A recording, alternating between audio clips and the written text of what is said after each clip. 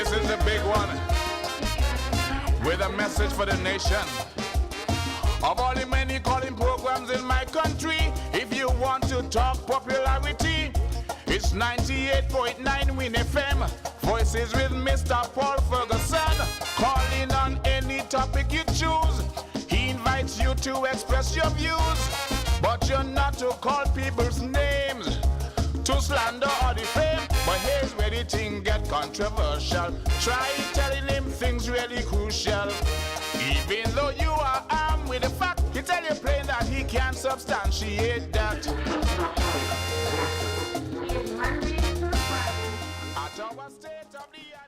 At 11:01, it's another beautiful Monday within the Federation of St. Christopher Nevis, what I call my double slice of paradise. It's a bit of cloud cover downtown, so it's nice and cool. Another day in paradise as you get locked and loaded for another episode of Voices. We have today with us in the studio some very, very, very special persons. So we'll do the protocol first. We'll pause to give credit to our sponsors. And on the other side, we introduce a guest on this very important topic of the day. Does it mean it is not a fact? All because Fergie can't substantiate that. What has you so happy? My home internet just got upgraded and I didn't even have to pay for it. What? Which network you have? Flow. Now I can get the fastest fiber internet in St. Kitts and Nevis for the lowest price. Fastest internet for the lowest price? What's the catch? No catch, my friend. 300 megabits per second for just $135 a month. With Flow, you truly get the best internet experience around. Switch to Flow for the fastest fiber internet at the lowest price. Visit a Flow store today. Conditions apply. Buster, pour it up, need the thirst quencher in my cup. If you have one, hold it up and say, Buster put the colors in my life. Refreshing and nice, and I drink that what we like. Buster, you're full of vibes, living for the color. I know black and white, we do what we like. We live to enjoy life. Buster, pour it up, different flavor. Load it up. If you have one, hold it up and say, Buster put the colors in my life. If you need protection, you need one who you can trust. To secure your investment, you need one who'll do you just. TDC Insurance, you're the one that you can trust. TDC Insurance, you're always safe with us. TDC Insurance is your go-to insurance company for all your insurance needs. We take pride in offering you the best solutions and ensuring our customers are fully satisfied. TDC Insurance, we take good care of you, guaranteeing you peace of mind. You're always safe with us.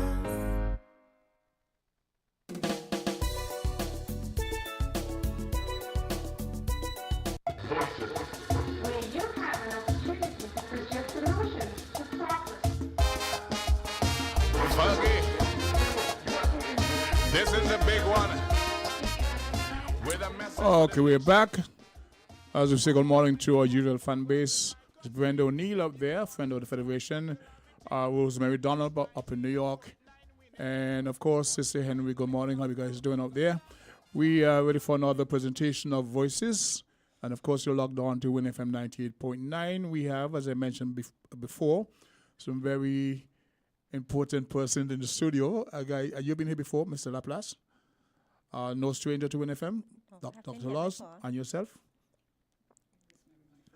Okay, we're going to get your mic a little closer. First time here. Welcome to Win FM 9 to our guests in the person of Dr. Hazel Laws in the capacity of Chief Medical Officer and Chairperson of the Pesticides and Toxic Chemical Board.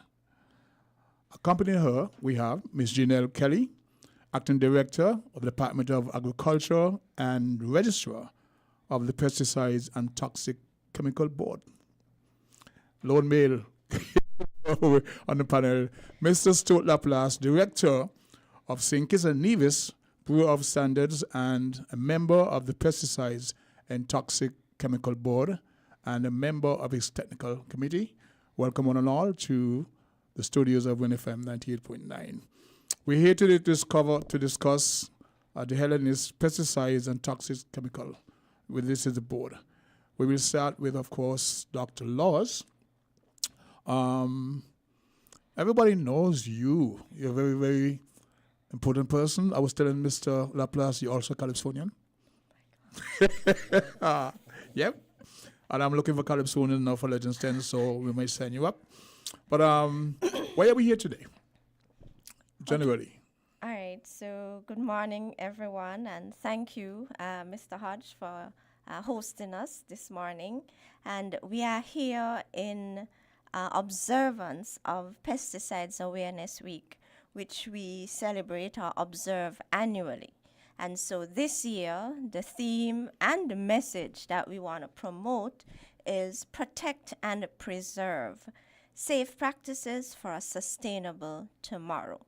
And so we are here to discuss the Pesticides and Toxic Chemicals Control Board, our roles, functions, and most importantly, the safe use of controlled products or pesticides.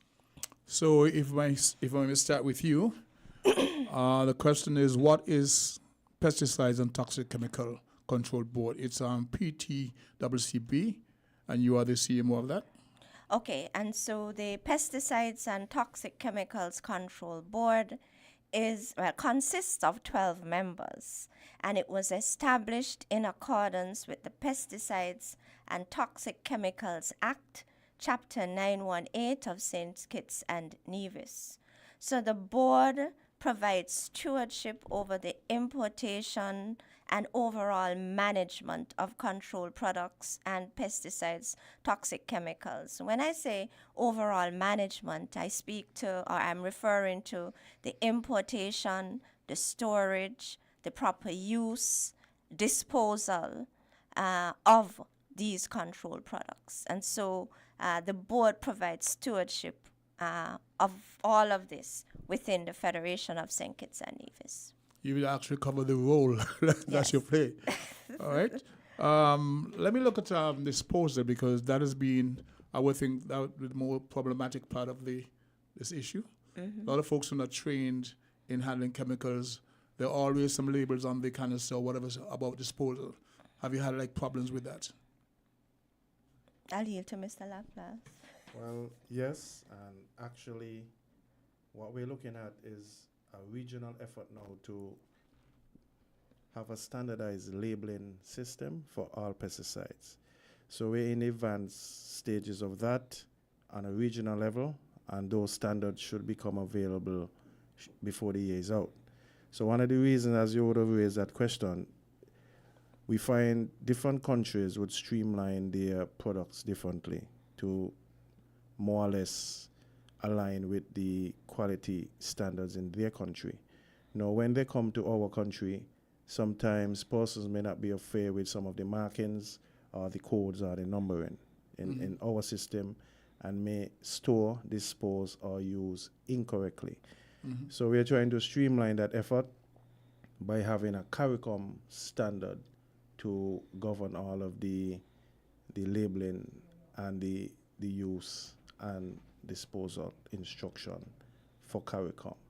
Okay, so the regional standardized approach? Yes, we're working on that as we speak. And then the board's responsibility would then be for training in terms of the operators and persons who use pesticides, so that they understand the labeling and they're au fait with the means of disposal and the procedures for disposal.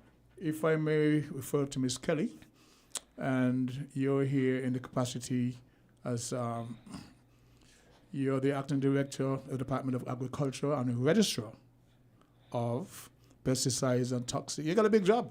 Okay.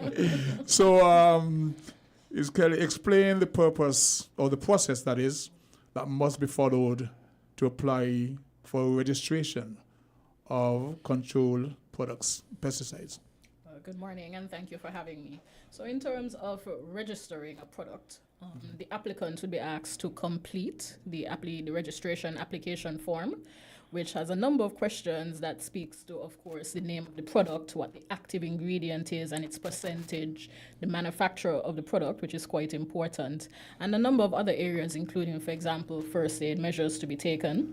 And along with this application form, the applicant is also to submit a copy of the label of the product and the material safety data sheet, as we refer to shortly as the MSDS. So the MSDS would have in all information concerning the ecotoxicological data that we're looking for, the first aid measures and so forth, so that the technical review committee arm of the board would be able to review the particular product and with that determine if it will be acceptable for use in the Federation of St. Kitts and Nevis. Is that the same question as I'm explaining the process of applying for or applying to the PTCCB for information of a controls product? So in terms of making that application, yes, it's a similar process, but of course you can always contact the board, which the Secretariat is domiciled at the Department of Agriculture.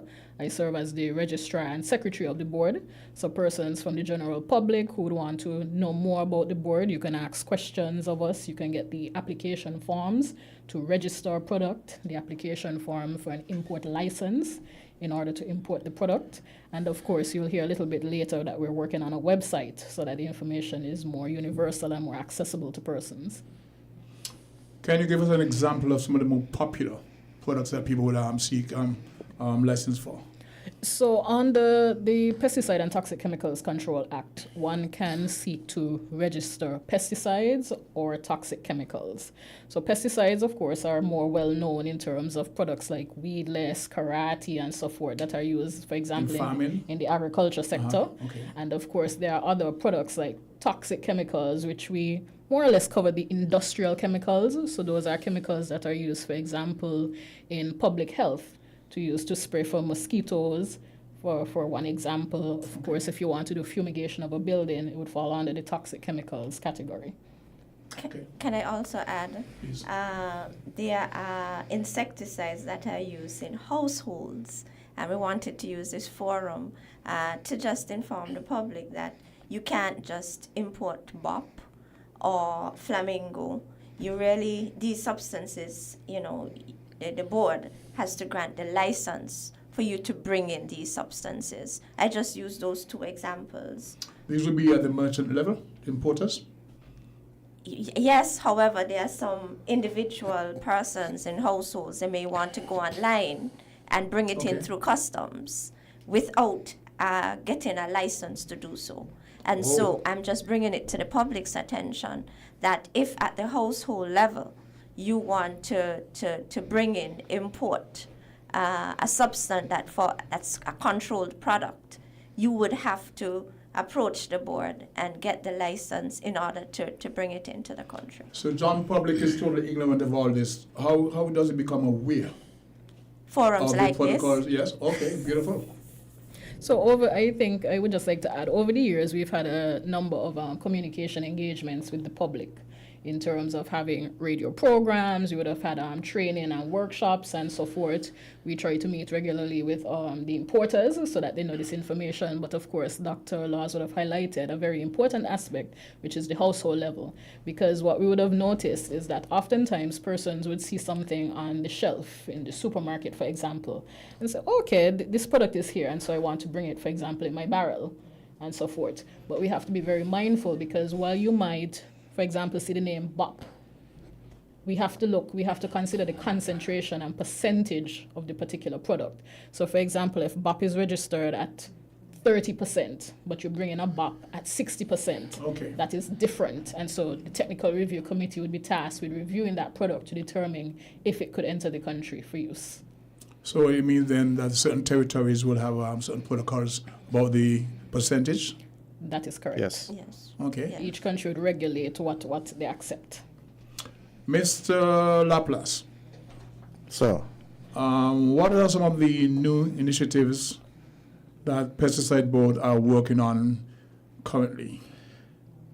well, I'm glad you asked that, because you raised a question how the ordinary man would know what to do, how to approach all of these objectives that we listed out, we're trying to develop a website currently to be very instructive, informative as well. Persons should be able to look at that website and be able to gain or garner information as it relates to the procedures for importation, what is registered, what is not, what are the instructions, the wait time, the processes that are involved with the importation of a toxic chemical or a pesticide. Now, as Ms. Kelly pointed out, there are different concentrations, different allowances in different countries based on experience, based on laws, etc. So it's also important for this website as well to highlight some of the issues or the instances where issues did occur with some of these. So as Ms. Kelly also mentioned, the technical review committee part of the pesticide board. Now, our role is to look at how this chemical is performing in other parts of the world, what the institutions would label it as, what the half-life, for instance, how long it would last before it disappears from the environment.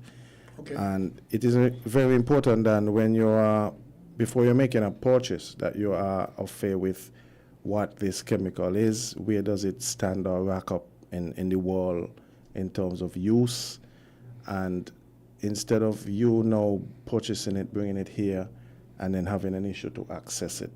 Because some of these toxic chemicals, they are what we call persistent organic pollutants. So they do not leave our environment. Sometimes they bioaccumulate as well. So it's very difficult to get rid of it once it's already in the environment. So we're trying to stay ahead of that. You're Yes. now as a police. Yeah. And educating. Educating. Because you'll be able to see. Important. Well, Right. I think the education is first and foremost fundamental. Yes. Because as the CMO, say we have a scenario where innocent person, citizen, comes into contact with one of those chemicals, and they rush, of course, to the outpatient division. The staff there may not be aware of the extent and the nature of the damage. This morning I was in a certain forum, and I saw a lady leave a room, went next door, and came back, and then, oh, what is this? What is this I'm smelling? You know? And I asked the guy, he says, citronella, something like that. Because there were mosquitoes in the room. But it affected me. To the point I had to leave. But she would know that as far as she's concerned, there are mosquitoes in the room, and you spray. But the effect is that I had to leave that particular environment. So say somebody presents in an outpatient, in an emergency situation, they would have hailed some form of chemical. Would the staff at those particular points know how to react to it, how to treat it? Okay, Would there be some education for that? Yes, and it comes down to the physician taking a proper history, and the patient would have had to say to the patient... The patient he's not there yet. Oh. Just outpatient. They present, and the doctor is not there as yet. Oh, okay. And so, in our emergency room setting, there are triage officers who are there. And so they take the information. And so once the patient would have shared that, hey, I was exposed to, and if they are okay with the chemical, that gives the physician a clue as to how to approach the management to that patient. What if they can't communicate? Then we got a problem. We do have a problem. And so that's where the board comes in. Mm-hmm. Our role, we all need to remember that pesticides and chemicals, controlled products, they have the potential to impact humans adversely. So you may have an allergic reaction, a skin reaction, irritation to your respiratory tract, your gastrointestinal system, your nervous system, even death.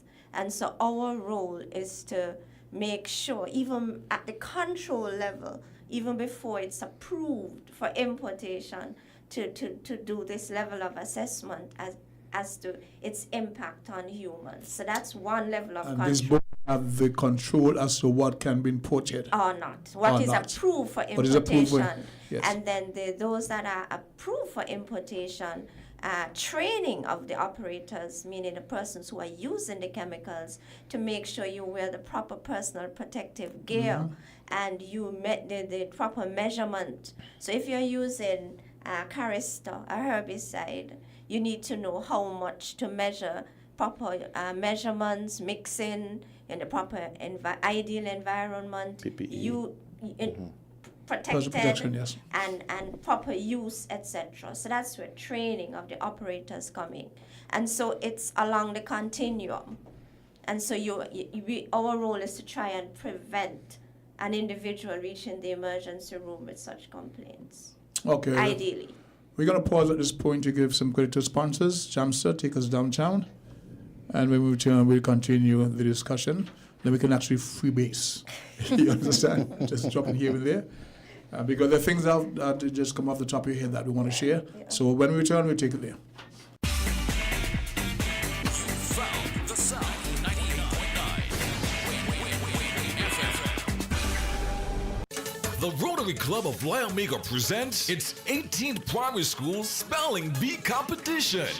Primary schools from across St. Kitts will battle for the title Rotary Spelling Bee Champ 2024. Come on out and support your schoolmate, neighbor, family, or friend. Free giveaways and a packed snack bar await you. Thursday, October 24th at 4 p.m. The place to be is the ECCB Sir Cecil Jacobs Auditorium to cheer on your favorite speller. Admission is free. Don't miss the Rotary Club of Lyomega 2024 Primary School Spelling Bee Competition. Premier partners, Rams, Halle Orange, Fruiter, and Shirley.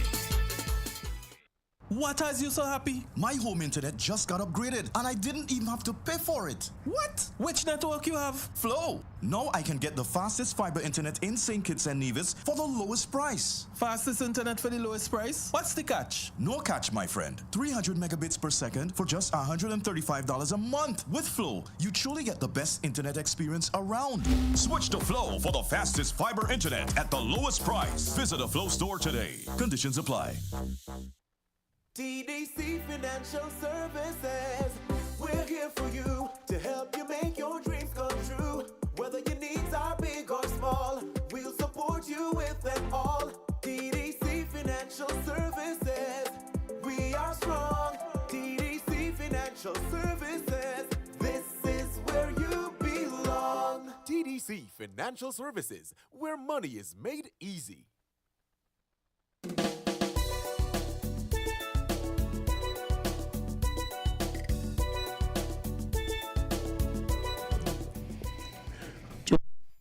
Welcome back to the program. We have with us today Dr. Hazel Laws, in her capacity as Chief Medical Officer, of course, and the President of the Toxic Chemical Board, accompanied by Ms. Janelle Kelly. Did I pronounce your name? Janelle? Janelle. She is the Acting Director of the Department of Agriculture and the Registrar of Pesticides and Toxic Chemicals. Mr. Stuart LaPlace, or the Sandy Point, I have to put that in. Director of St. Kitts and Nevis Bureau of Standards and a member of the Pesticide Toxic Chemical Board and the Technical Director. We just had a discussion. We were just talking about the likes of BOPs, citronella, and those things that are used in household environment to deal with pesticides, insects like the mosquitoes, etc. And Dr. Lord was just saying, they too have a detrimental effect on the person. They get rid of the mosquito, but then the damage. You don't want to take up that because it's very important because it affects people every day in their household environment. Even a restaurant, you go there, there's certain restaurants that go there, and they spray, and I really can't say. But as far as they're concerned, it's the lesser of the two dangers because mosquitoes are affecting their guests. So they spray these various things, or they use the coil. You want to address that? Yes, and I think, again, that's one of the roles of the board is just to educate the public that, yes, pesticides and insecticides you are speaking to or you are referring to particularly, they do repel and kill pests, in this case mosquitoes. We need to remember, however, that they can have adverse effects when humans are exposed to them. And so the person who is using needs to be aware of this, and you inform the clients who may be in the restaurant, in the home, in the gym, that look, we have a nuisance, the mosquito, we need to use a repellent, and advise you first, and then you make a decision. Are you okay? Can you tolerate same, or do you have to leave? And the person will then make a decision. Do I proceed, or do I ask you to leave the space, use the repellent, allow X minutes for to diffuse, and then ask the persons to come back. So we need to be aware of that. I think one of the important things to add to is that it's very important to read the label. Yes. It's quite important because the label normally gives the instructions, and if there's a re-entry interval, then it would express that on the label that Dr. Law has just mentioned. So for example... Explain the re-entry interval for our listeners, please. Right. So in terms of when you actually use the product and then when you can enter the space that you use it in. So for example, more popularly in the agriculture sector, we call it the post-harvest interval. So you might use a particular insecticide or herbicide, you spray the crop with it, but then there's a re-entry period, the post-harvest interval. So before you can reap the crop, you have to observe maybe 1 day or 72 hours, whatever the timeline is, before you can actually use the product. And that is so that it is now safe for consumption and safe for use. So that's quite important. So the residue is reduced to an acceptable level so that ensures food safety, and in the case of the insecticide, safety to the human and their respiratory tract and skin exposure, etc. So we're looking at the herbicides, pesticides that are used in farming.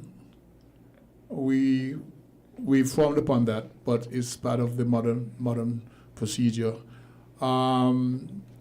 We hear this is organic, and you're going to buy it because it's organic. It's not chemically treated or in any way. What should you do? You're going to trust, but you're going to verify. What do you do in terms of preparing that particular food? How do you prepare it? Do you wash it again, or just what? You want me to take that one? Yes.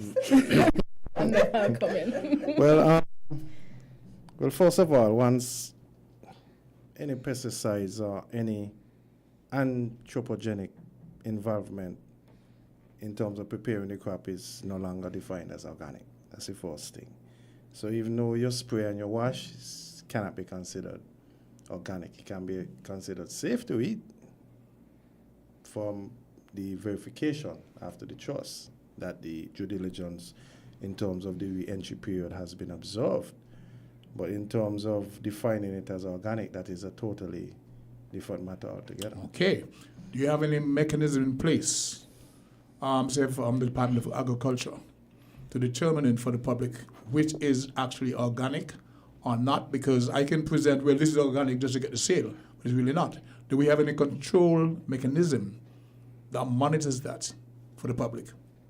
I think the extension officers from agriculture would visit those particular farms and observe who's doing what and who's using what also. You think, or is it a practice? Well, so that is the practice, yes. But also to add to that, we do have a pesticide and soil residue testing lab. We are currently in the process of revamping it to roll out the regulations and procedures that would mandate testing associated with the use of the pesticides in the crops.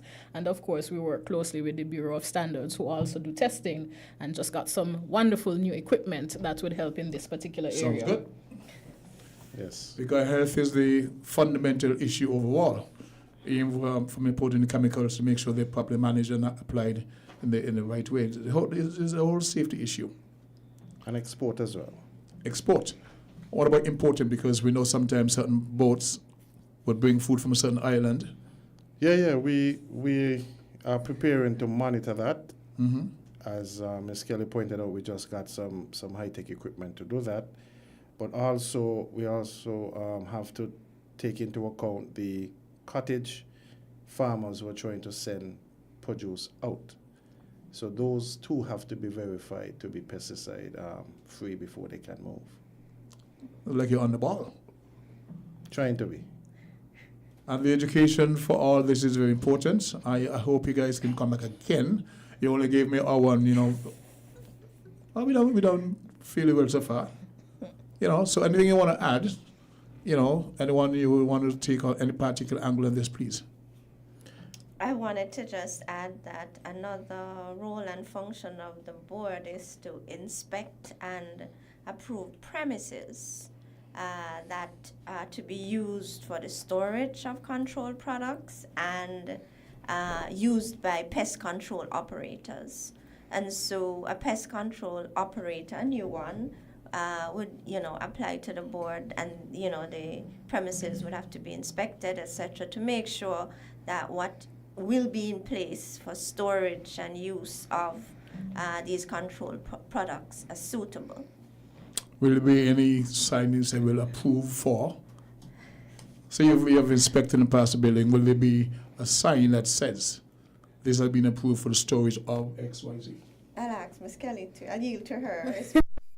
Well, that's a very interesting take, and I think that's something that we could definitely consider and look into, so that the general public or the users of the facility, that is, if you're someone from the general public wanting to go to the facility that sell these products, that you know that it's safe. So that's something that we can definitely Also, look as a into. preventive measure for children who might be playing in the area. Yes, yes. So there should be the proper signage that says hazardous material, blah, blah, blah, blah, blah. Whatever, I'm just saying, because accidents will happen.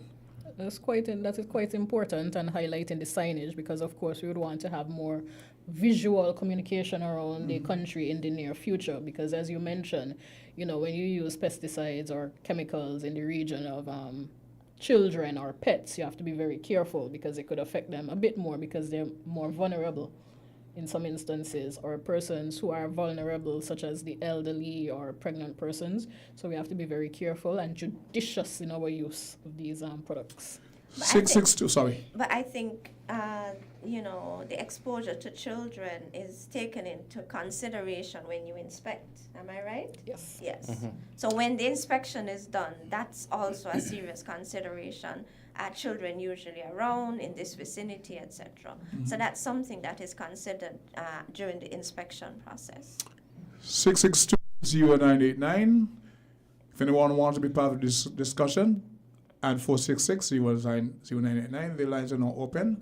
We've got about 28 minutes to get a feedback from the public, and want to ask questions of Mr. LaPlace, Dr. Laws, or Ms. Kelly. The lines are now open. In the meantime, we chit-chat. Mr. Kelly, you are the technical officer. Now, do we have any buildings? Oh, one of the things we have right now is the problem with the mold, and certain buildings being closed because of the effect on mold and, you know, people working in that environment. Is that something that falls under your control at the Bureau of Standards? Well, we have a accredited lab that actually does air quality testing, but I would not say it's under our control, but we do assist the Ministry of Health in monitoring the mold. An evaluation. An evaluation as well. Of spaces. Yes. You see, maybe like a technical person here. You have to sign off on these in these situations on certain buildings that has become toxic. If you can use that phrase in terms of mold. Well, we don't do anything without consultation with the Ministry of Health. So it's a team effort. It's not a one-man or one department show. I wouldn't think that would be the approach. We work behind the scenes. I'm sure a lot of persons were not aware of the pesticides and toxic. No. Right. And we're doing a lot of things behind the scenes. Like, for instance, we are organizing a training that would deal with persons who are importers, persons who are users, persons who actually have it as their profession as well. So we're going to have a specialized training coming up soon, where we're going to bring persons from the various aspects of the cycle that are involved with the pesticide. So they can become affair with how to store, how to use, what to look for when you're purchasing, etc., so that you can make an informed decision no matter where in the cycle you are, in terms of when you're finished with it, where can I store it? Can I put it in my cupboard with the groceries? Does it go outside with the gasoline? Where exactly can I put it? Can I pour it down the drain? So I think this is also important from the educational aspects of the disposal. Right. On some labels on certain canister, they advise you how not. Example, even the simple batteries, not to throw them in the garbage bin, etc., etc. Yep. So would the approach be that when you have certain canisters, that they come back to you for disposal? You control that? We're trying to develop that mechanism, so we have a direct approach in terms of end of use, or we may have a situation where we would have previously approved a particular pesticide. Okay. And based on the research happening elsewhere, something would have come up that this pesticide now affects the groundwater, or it affects bees. the pollinators, etc. We now have to review that and now place it on a restricted list. Now, persons who may not have had that communication may be trying to get it in, and suddenly they hear you can't bring this in anymore, and they're wondering, well, how this happened. And because brought it in last month and there was no problem. So right. But new information would cause us to change. Right. Research is dynamic. Yeah. Right. So this is a constant thing. It's a dynamic process. Speaking about the pollinators, we can go back to the days when the bees and the monarch butterflies were so prevalent all over the place, and we know they play a vital biochemistry, biodiversity, etc. It's safe to say that a lot of the farming methods back then was responsible for the disappearance of, say, the bees, the butterflies, and all the different things, because we just spray them. We wanted to take that method in producing food production, but that is a negative effect that we're talking about on the environment. You also have to look at the fact that in the biological process, things become resistant. So sometimes you may be using a particular herbicide or pesticide years ago that was effective and not damaging the environment. Now you're using it, those plants would have more or less developed a resistance. Mm-hmm. So you now have to look on the market for something different because we have to eat. But while doing that, at the same time, you're creating an adverse effect now on the level of pollinators that we have. So while we may be able to produce a crop for a season or two, then that crop now runs in jeopardy of also not producing as well. Plus you have issues like climate change, environmental degradation, is a lot of other things come into play. So it's a plethora of issues. I recall some years ago there was a big story about, I think it was Bop, another one that was actually banned from being imported into Tortola. And we used to buy it here. There were two popular ones. There was Bop and another one. Began.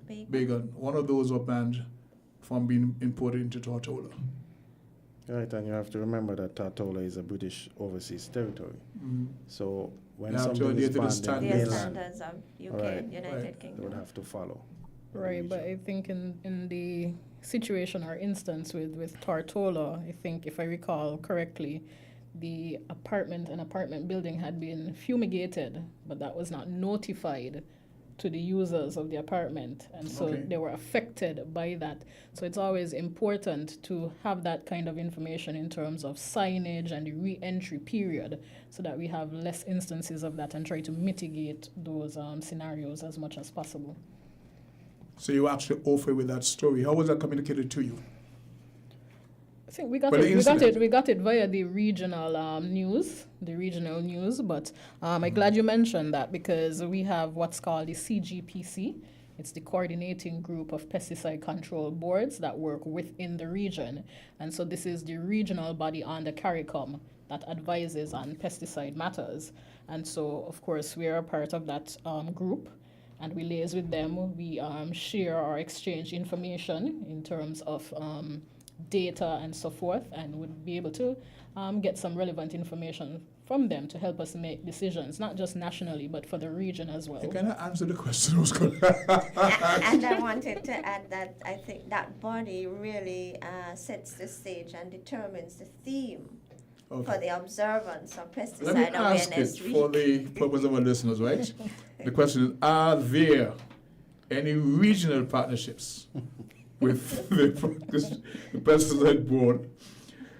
Is the Pesticide and Toxic Chemical Control Board, PTCCB, working on any legislation or standards to govern the standardized activities surrounding pesticides?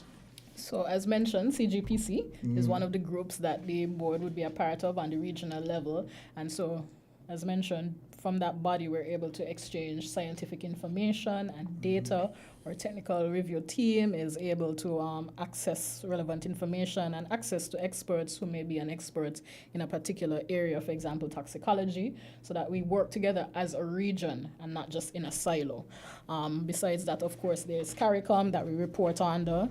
There is CAFSA, which is the Caribbean Agricultural Health and Food Safety Agency, and they also play a role in terms of food safety. And so we speak to them in relation to MRLs, for example, and of course the Bureau would be a part of in the processes with Codex, which speaks to food safety and maximum residue levels that would be allowed in different crops. And so that was mentioned earlier. We take into consideration the residue level in a particular crop that makes it safe for consumption.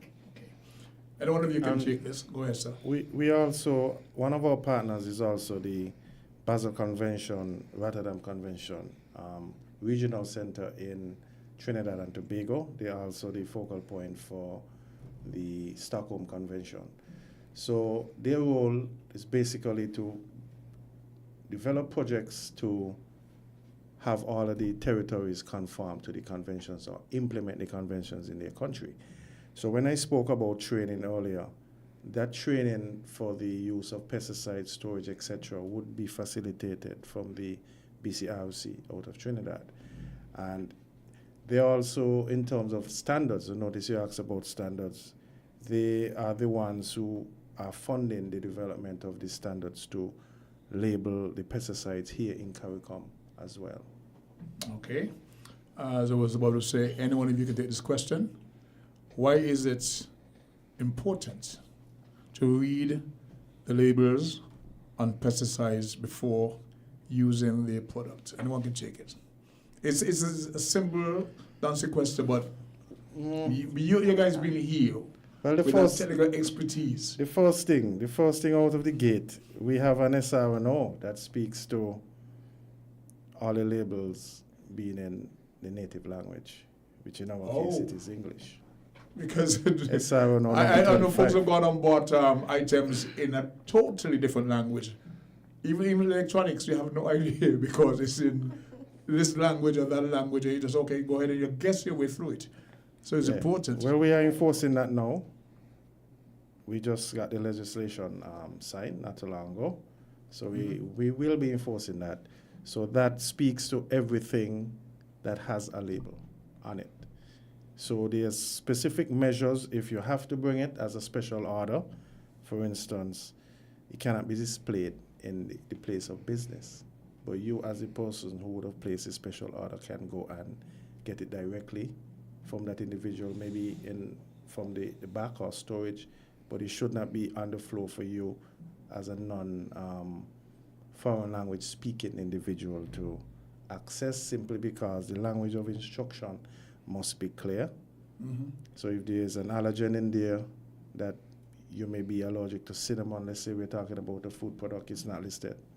But you go and you purchase that product, but because you cannot read, whether it be Mandarin, German, Spanish, etc., French, you won't know. So purchase that item, Flame blind. become sick. Yeah. Correct. So we are trying to avert or be proactive in some of these instances where if it's in a Clever foreign approach. language, you have to Most be times we reactive to a lot of issues, so I like that proactive approach, and I'm very much impressed with what was shared here today. Jamster, any inputs? Okay, we now go downtown, give credit to sponsors, giving Caesar his due, and we'll be right back. WINN is 98.9. 98.9 is Win FM.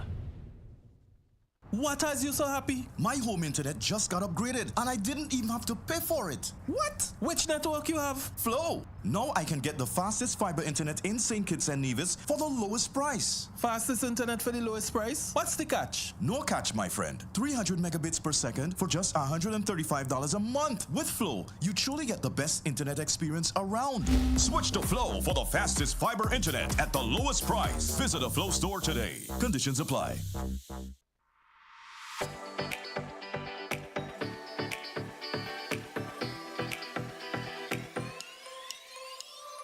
Rams the good food people, always there to serve you. Rams the good food people, locations right near you. Rams the good food people, in-store specials for you. Rams the good food people. Rams. When you need better service, Rams is always here. Better value, better prices. Rams is always here. Rewarding your loyalty. Rams is always here. We are community. We are family. We are family. Rams for you and me. We are community. Rams for you and me.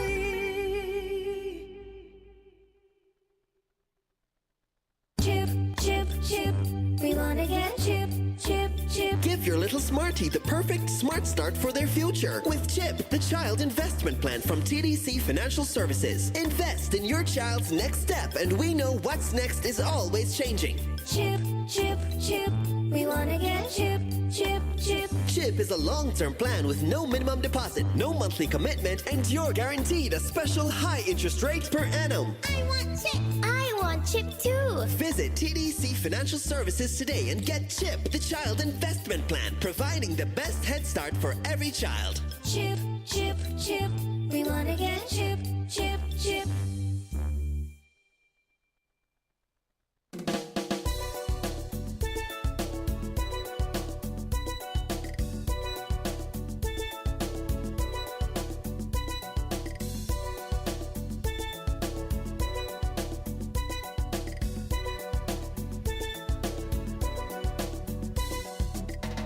Yep. To our viewers and listeners, welcome back to the program. And we have a question that was posed by a gentleman. And on the same topic, he's asking, what about the Department of Agriculture use of harmful pesticides that are distributed to farmers? And is this lawful? And isn't this detrimental to the health of the society? What resources can be, recourse can be taken with regards to this? So I'm not quite sure what the poster is referring to. However, in relation to chemicals, there are certain more toxic chemicals that can be used in the industry. However, their use is regulated in terms of training for the users of the particular product and monitoring by our staff to ensure that it is used adequately and used judiciously.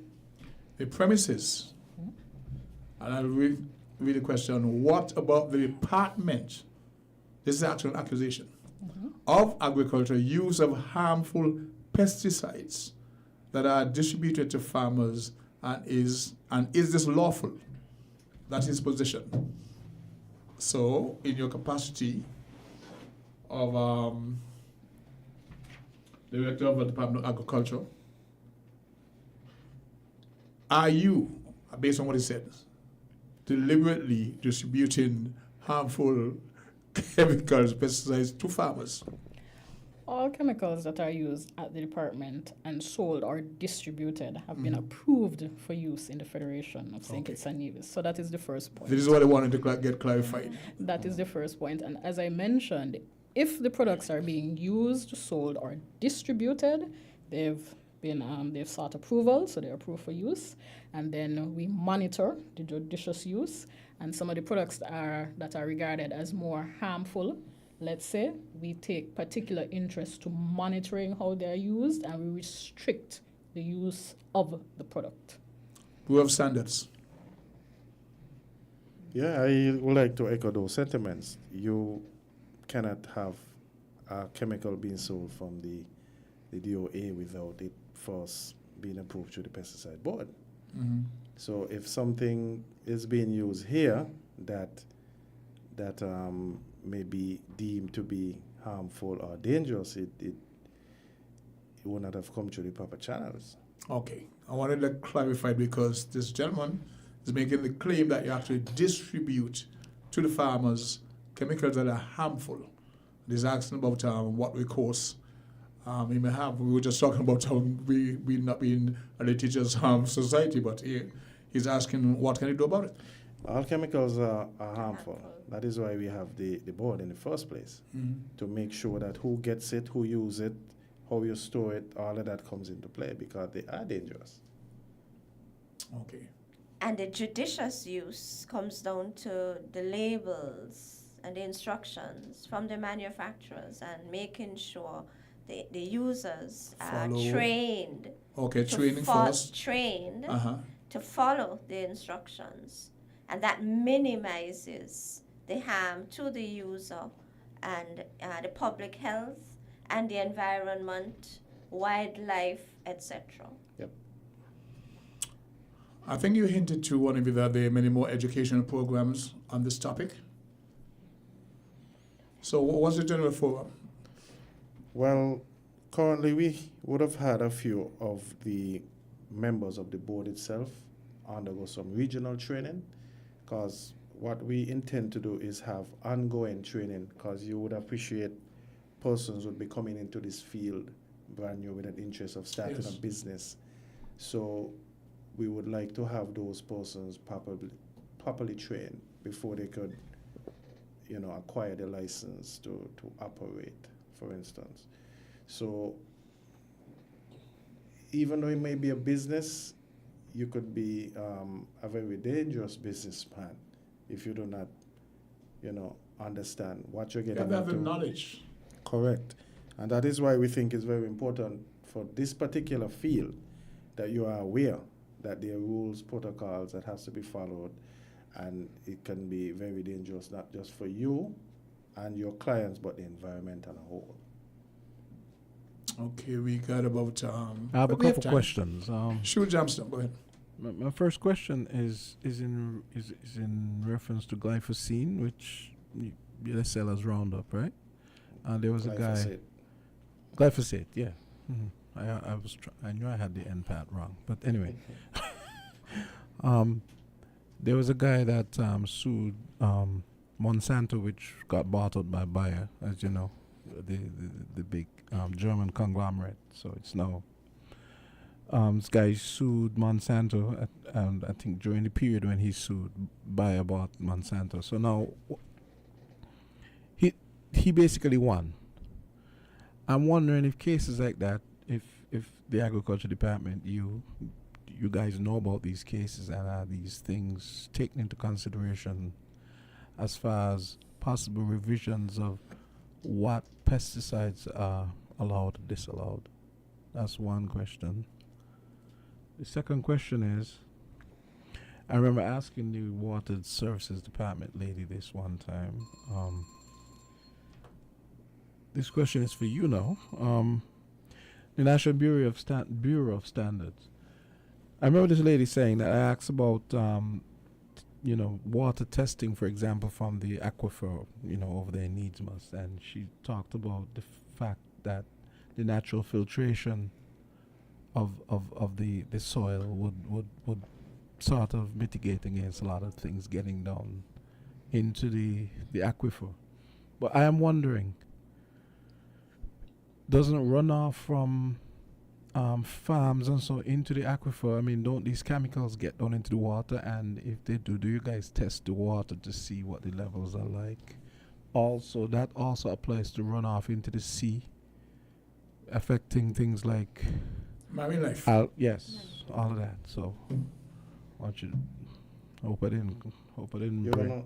You wanna take the first So one? in relation to the glyphosate, as mentioned, products are approved for use. However, as Mr. LaPlace mentioned earlier, in relation to the technical review process, what the technical review committee would do would look at all the relevant information, the label, the material safety data sheet.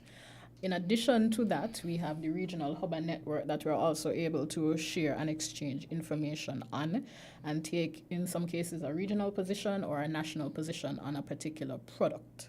So all products are under review, and we are looking at a specific time period where we want to review the list of registered products on a regular basis.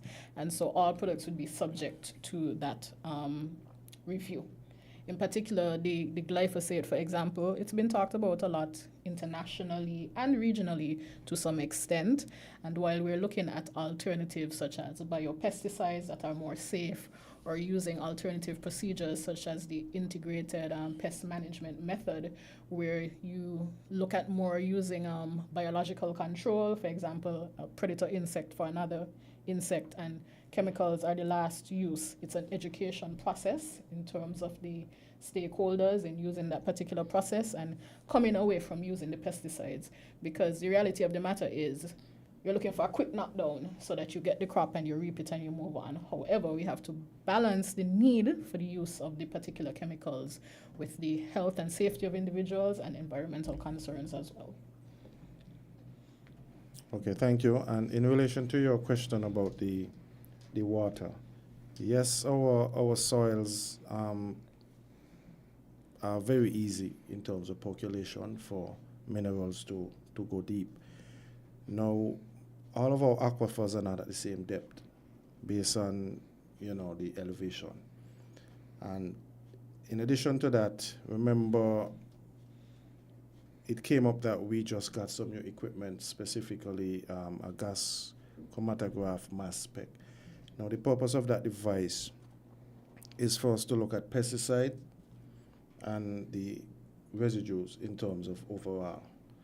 So we would have the capability now to make a determination whether some of these chemicals are making it down as far as the table and coming back out in our drinking our bottled water. In addition to that, we're also looking at hormones as well, because we use a septic system. So some persons may be taking prescription drugs that may also make it way down into the table. How truthful that is, we will soon find out. But currently we use overseas labs to manage some of this detailed work for us. Unfortunately, because the samples are water, it's very difficult to move that sample sometimes across borders. We have to get permission and clearance from CDC, etc., before some of these potential infectious items can move. So we're trying to develop that capacity locally, so we do not have to do the exportation to the partner labs overseas. Hope that answers your question. A bit. Okay. With 2 minutes to go, Pesticide Awareness Week runs from like yesterday until the 26th of this month. Are there any other activities planned to, flesh out this entire topic? What about you, Dr. Laws? Anything you want to input before we wrap things up? We really wanted to be able to host the training session this week, but our regional partner who would provide the facilitators, that was not possible. So the training session is slated for November, but then subsequent information will be disseminated to the press in terms of the training. So this is something we do annually? Yes, observe? Pesticide Awareness Week, yes. So we have until the 26th. I just said that particular training process was not there. So what are okay? So we're gonna go until the headline news is ready, as he says. It's normally around midday, so we'll have a minute. But in the meantime, there's more information if you want to share. I don't know if you got the mic. Wait, I have a follow-up question for the director of agriculture. How practical is it? I know neem. My wife, for example, uses neem oil for a sort of organic approach to pesticide. Also for, yeah. How practical is that for, let's say, mass use and as an alternative to some of these more toxic substances? Well, certainly neem. Because we have the plant here, and I kind of figured. We have the plant, and there is a commercial preparation, for example, that we sell at the department, Nemex, which is from the neem plant, which can be used. It can be used in mass production, however, the use would be more frequent than the normal pesticide that you would use. But if it's a practice that you want to go along as the farmer, the stakeholder, then it's something that you'll have to commit to if you want to reduce the use of the more harmful pesticides. And even with that, we're looking at bringing in more environmentally friendly, so to speak, products at the department. One of them is aramite, if I'm not mistaken, which the active ingredients are cinnamon oil and clove oil and so forth. So while the frequency might be more, it's better for the environment, so to speak. I just wanted to include also, keep it locked to our ministry's Facebook page. We're also going to be sharing information in terms of pesticide usage. We have some videos. We spoke earlier about empty pesticide containers and what to do with them. Right, and one of the recommended practices is actually to triple rinse the container. So you actually rinse it 3 times with water, with regular water, but you rinse it 3 times, do it properly, and then it's supposed to be able to dispose of in the regular temperature, the regular waste stream. No. Okay. No, based on the particular makeup, you won't necessarily want to heat it, but just rinse it with regular water 3 times, triple rinsing, and then the studies have shown that it can go into the normal waste stream once you've triple rinsed the container. Of course, once you can do so, depending on the preparation of the product. Mr. LaPlace? Yes, and it's important as well to note that what Ms. Kelly mentioned in terms of the triple rinsing, all of those aspects would be part of the upcoming training put on from the regional center. So as I mentioned, no matter where you are in the cycle, you would be covered in terms of the training. Dr. Laws? Okay, so for me, I just wanted to underscore 1 or 2 takeaway messages from this forum. Please. And for me, is for the general public to note that when you are considering the use of a controlled product, pesticide, herbicide, you can easily reach out to the Ministry of Agriculture, the Pesticide Control Board, to ensure that the product you're considering is registered. Contact information, direct contact. You mentioned the website. We want to share that with the public. No, it's not developed as yet. It's still, But in the meantime, you could contact the board through the Department of Agriculture, which is 467-1841. And we also have a new email address. Okay, that's always no. It's PTC Control Board at gov.kn. PTC Control Board at gov.kn. So you could interact with us, call us, send us shoot us an email. Want to repeat that number again? 467-1841. You can call and get information in terms of the list of registered pesticides and so forth. Yes. Okay. We are at the point now where we must pause for the presentation of the WinFM's Midday Newscast. I want to thank you guys for coming and sharing that very vital, important information with the public at large. And given the chance, please come back again because I learned so much today. I know listeners and viewers are really in tune. We didn't get a lot of response from the public, but they do pay attention. And given the chance, we welcome you back again. Thank you. Thank you so much for having us. Thank you for having us. You're very welcome. We now pause for the WinFM's midday newscast. We're different. We're 98.9. 98.9. Win FM.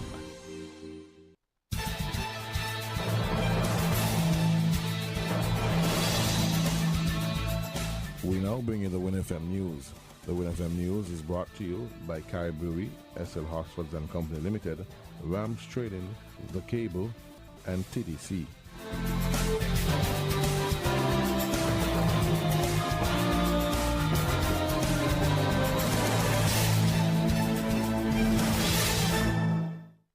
Did you know that the Grange Healthcare Facility is the first purpose-built, non-governmental healthcare organization on St. Kitts? It's situated at Otley's, 7 miles east of Basseterre in beautifully landscaped surroundings. The Grange has a team of highly trained professionals and provides care that's rated as being comparable with UK and North American standards. The Grange offers varied accommodations to suit your individual needs, and our all-inclusive packages make the cost of care per hour the most competitive on the island. Services include convalescent care for all ages, daycare facilities for older adults, rehabilitation services, and training and continuing education for healthcare providers. For more information, call 466-5525 or 465-8020. Fax 466-8221 or email thegrangehealth@gmail.com or visit our website at www.grangehealthcarefacility.com. Now loans, cash at the speed of life, so fast you won't believe it. Now loans, cash at the speed of life, right now, right now. If you need cash in a flash with now, no need to fuss, leave it to us. When you need cash in a flash, no need to fuss, leave it to us. Hear me now. Now loans, cash at the speed of life, so fast you won't believe it. Now loans, cash at the speed of life, right now, right now. Approved in a day, yeah, yeah. Some money on the way, yeah, yeah. Approved in a day, oh, yeah, you know it's coming. When life throws surprises your way, Now's here to help. Whether it's for an urgent bill payment, home improvements, or unexpected health expenses, or even that last-minute holiday trip, with Now, you get cash in a flash, approved in just 24 hours. Approved in a day, yeah, yeah. Some money on the way, yeah, yeah. Approved in a day, oh, yeah, you know it's coming. Now loans, cash at the speed of life, so fast you won't believe it. Now loans, cash at the speed of life, right now, right now. A loan product powered by National Bank.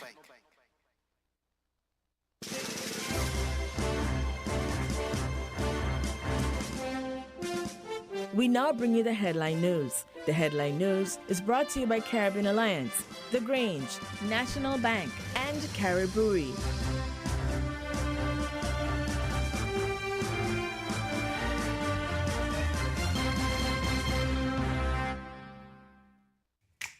Maybe it's the way the brilliant gold liquid reflects our sunshine, or how the bright blue of its label mirrors the clear Caribbean skies overhead.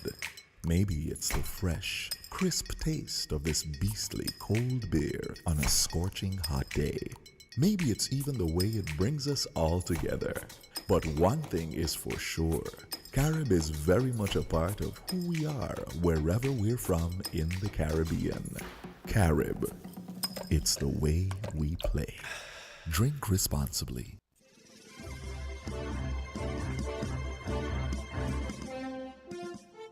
With the Win FM headline news, I am Yolanda Weeks. Locally, LAMAT visits the St. Kitts Nevis medical facilities ahead of 2025 mission. Ministry of Education signs landmark MOU with the Open University of Tanzania. The details and more straight ahead.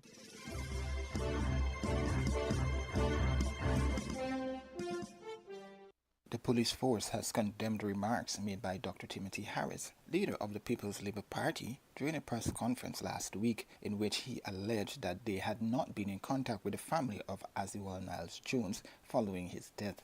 Niles Jones, described as a political activist, was killed in August, sparking a national outcry over the wave of gun violence affecting the Federation. The former Prime Minister had urged the police to implement protocols ensuring that the family received appropriate communication from law enforcement without jeopardizing the ongoing investigation. No explanation to the family has been begging when they should not beg. Because the police must have a code of conduct that tells them how to respond when certain tragedies have occurred. I want today to call on the Commissioner of Police to have audience with the family of Asiwa Niles Jones and to bring them up to date without jeopardizing the investigation and how the investigation is progressing, if at all there has been any progress. The police has now refuted Dr. Harris's claims, issuing a press statement that reads, quote, "We must unequivocally condemn the accusations of neglect leveled against our officers by the former Prime Minister. These allegations not only misrepresent the facts, but also undermine the dedicated efforts of our officers who tirelessly work to resolve these cases and support affected families," end quote. The police emphasized that since the tragic incident on August 20th, the officers have, quote, established and maintained multiple lines of communications with Mr. Niles Jones's family, end quote. They added, quote, "These include home visits and individual discussions with family members, some of which were rescheduled at their request due to the extreme emotional difficulty with which they are faced," end quote. However, Dr. Harris contended that the police only visited the family after receiving public criticism. No one should have to tell the Commissioner of Police that on certain crimes he has to keep a daily track of their progress. And it is a national shame and disgrace that the family is not getting even one call. The only time they would go or have gone was when somebody posted something on social media. Meanwhile, the force said it acknowledges the deep pain and distress that accompanies the loss of a loved one, particularly in tragic circumstances such as a homicide. It is against that backdrop that it was noted that, quote, "We always do our best to ensure that they receive timely and accurate information about ongoing investigations," end quote.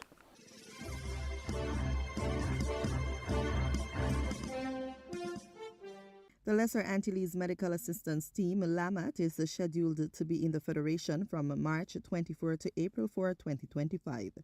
In preparation for its return visit, representatives of the team completed a 2-day pre-deployment site survey of facilities in the Federation. The LAMAT team visited the Joseph and France General Hospital, Pogson and Mary Charles Hospital, Newtown Health Center and Newtown Community Center in St. Kitts on October 17, and the Alexandra Hospital, Charlestown Health Center and Brown Hill Health Center on the island of Nevis on October 18. The Chief Medical Officer, Dr. Hazel Laws, confirmed that the LAMAT doctors and nurses will be deployed to work alongside local healthcare professionals to provide patient care. Their visit will also include a health fair scheduled to take place at the Newtown Community Center during the second week of their mission in 2025. LAMAT was also engaged in a pre-deployment meeting at the Federal Office of the Ministry of Health with Mr. Curtis Martin, Permanent Secretary in the Ministry of Health. They discussed the logistics and finalized the plans for the LAMAT 2025 mission. When LAMAT returns in March 2025,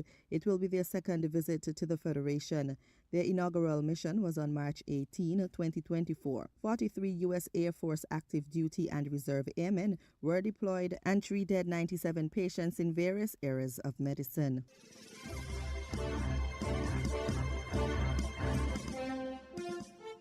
Teachers in the Federation of St. Kitts and Nevis have another opportunity at tertiary education with the signing of a Memorandum of Understanding between the Open University of Tanzania and the Government of St. Kitts and Nevis through the Ministry of Education. The signing ceremony was held on Friday, October 18, 2024.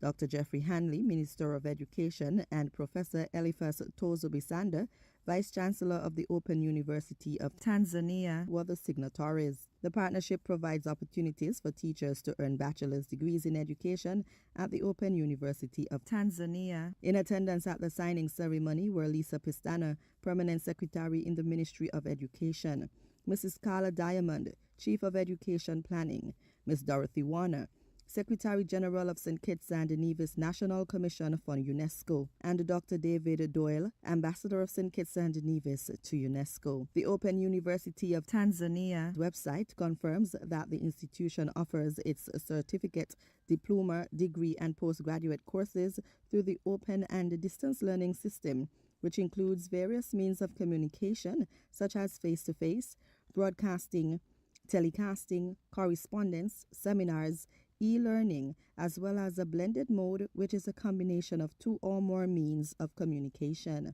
The Open University of Tanzania operates through its 5 faculties and 2 institutes, including Faculty of Arts and Social Sciences, Faculty of Business Management, Faculty of Education, Faculty of Law, Faculty of Science, Technology, and Environmental Studies, Institute of Educational and Management Technologies, and Institute of Continuing Education.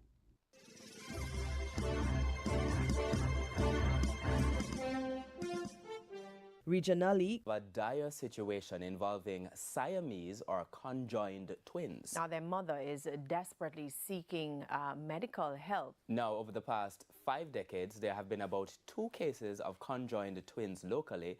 One pregnancy was terminated, and in the other case, the babies died shortly after birth. Now, the hope from this family, though, is for a happy ending. Romano Lyons has their story. A crib neatly placed at the corner of a room. It was never used. For 11 months, the only home conjoined twins Azaria and Azora have known is the University Hospital of the West Indies. They were born on November 7, 2023, joined at the abdomen, sharing a liver. Normally when you have baby, you bring home your baby, a newborn baby. That look a feeling there. If I take care of the baby, get up in the night. I don't have none of them feeling there. Got the baby from birth, hospital. These clothes, purchased by a happy mom expecting twins, have never been worn. These shoes, never touched by tiny feet. Miss McMurray says her time with her daughters has been limited. First time I used to have to see my baby them like 1 hour, 2 hour when them up on the nursery.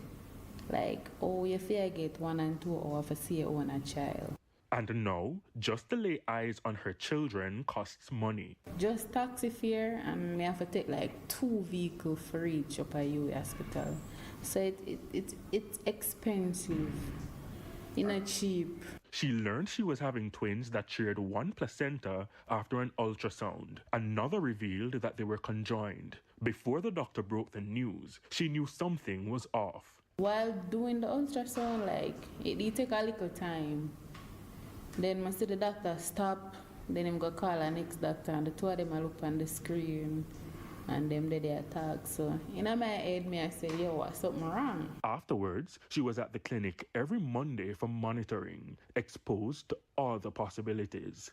What can happen during the pregnancy, after the pregnancy, like the health of them, like they might not come out stable. Gladly, they did.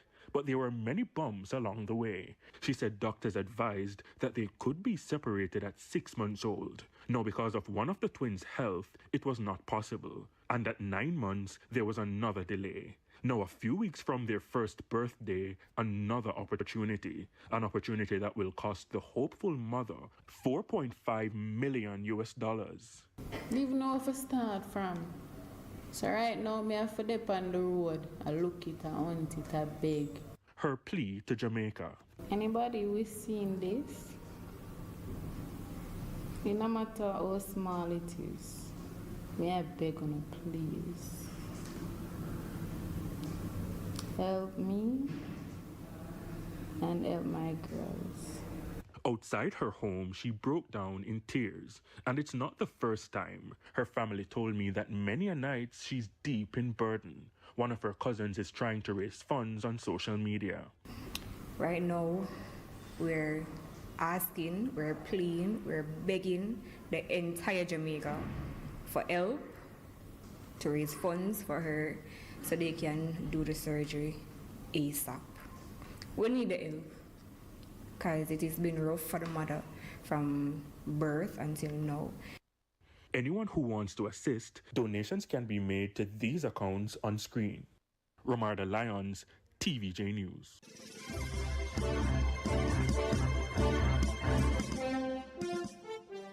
Embattled Assistant Commissioner of Police Calvin Brutus and his wife have been denied permission to leave the country by the High Court.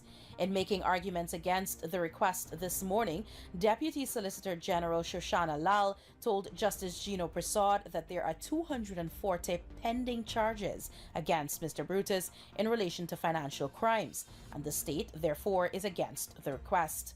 Brutus and his wife approached the High Court last week seeking permission to leave the country to accompany his wife to the United States on a medically related trip.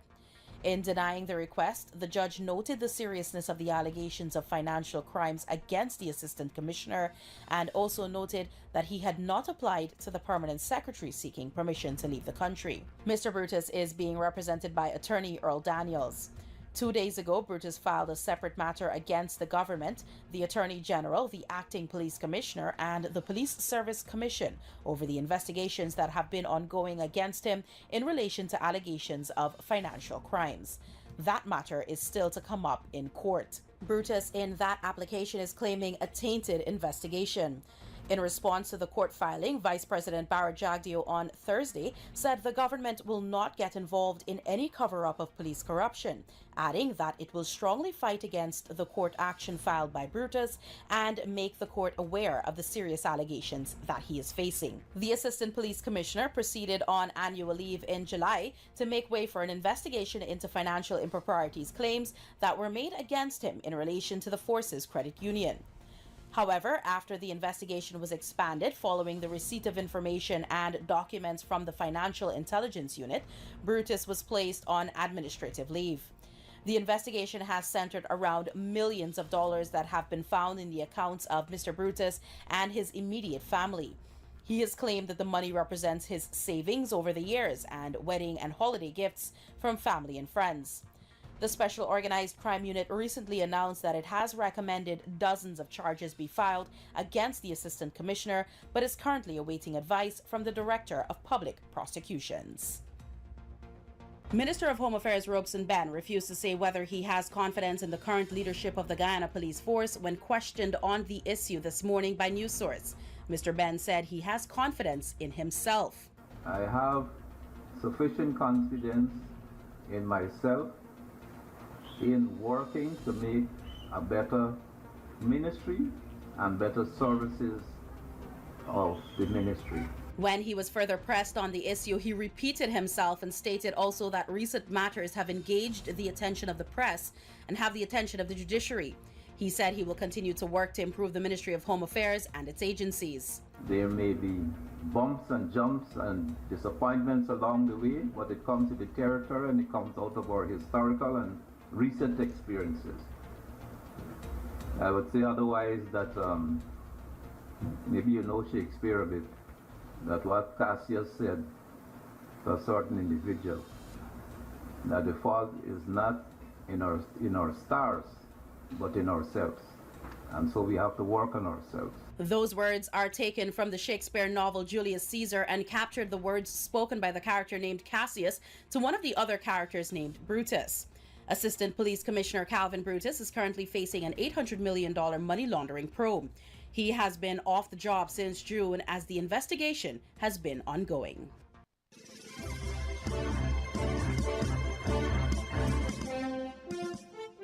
Internationally. Well, Charlie Angela is joining us now from the High Court in London. Charlie, and that is where the lawsuit gets underway in the next few minutes. Tell us what we should be expecting. Well, first of all, it's taken 6 years for them to get to this point when BHP is actually an Australian company, but when the case was first filed in 2018, it was dual listed in the UK and Australia. Originally, they fought very hard for it not to be heard here. They spent $16 million trying to get it thrown out, but judges agreed it could be heard. It is a record case, 620 claimants, $447 billion sought in damages, But as you can see from that footage, the day the disaster happened, the people in those villages would have been completely powerless against that wall of thick red sludge that tore through the dam and then 600 kilometers downstream to the Atlantic Ocean. And it's the people further downstream that have really also been affected. Thousands of them who lost not only their homes but also their livelihoods, including a number of indigenous Brazilians who not only saw the river as a source of income but also as a source of their culture. And that's one of the very unique aspects about this case. This particular group of indigenous Brazilians argue that they not only lost their river that day, the River Doce, they lost a religious icon, they lost their god. Now with me is Ana Carolina, who is part of the team who are representing those 620 claimants. Tell me a little bit more about the different types of people you are representing and also why you got to the amount of 47 billion in damages.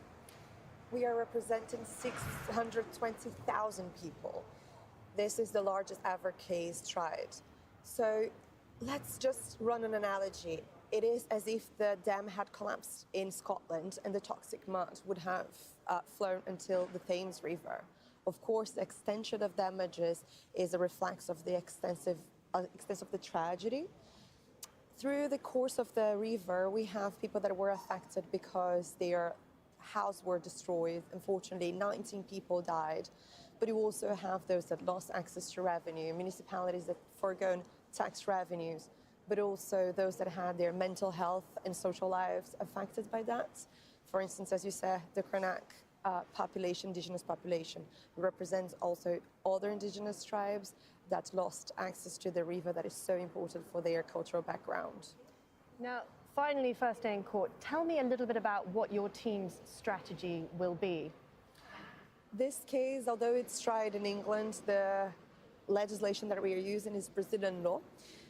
And the Brazilian law has a specific point, which is to make liable the polluter, the indirect and direct polluter that caused the environmental, economic and moral damages. This is the first time that we will have the opportunity to hold BHP liable for their actions and inactions, for their omissions and negligence. This is the first time as well that we will have BHP executives sitting on the defendant's bench being questioned about their actions and decisions. Thank you so much. So this case will run for 16 weeks. It's also worth mentioning there is a separate case with BHP's Brazilian partner Vale happening in the Netherlands, but both companies have agreed that if either are found liable for damages, they will split the compensation. Okay, Charlie, thank you so much for that reporting from London.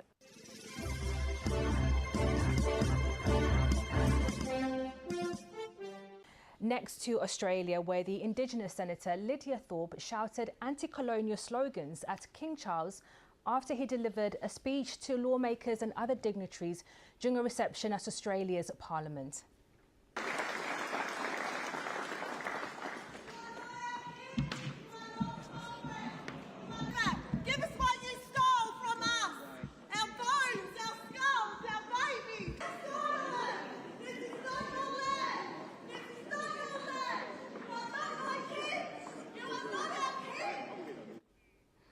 Well, Angela Mollard is a royal commentator in Sydney and told us more about Senator Lydia Thorpe.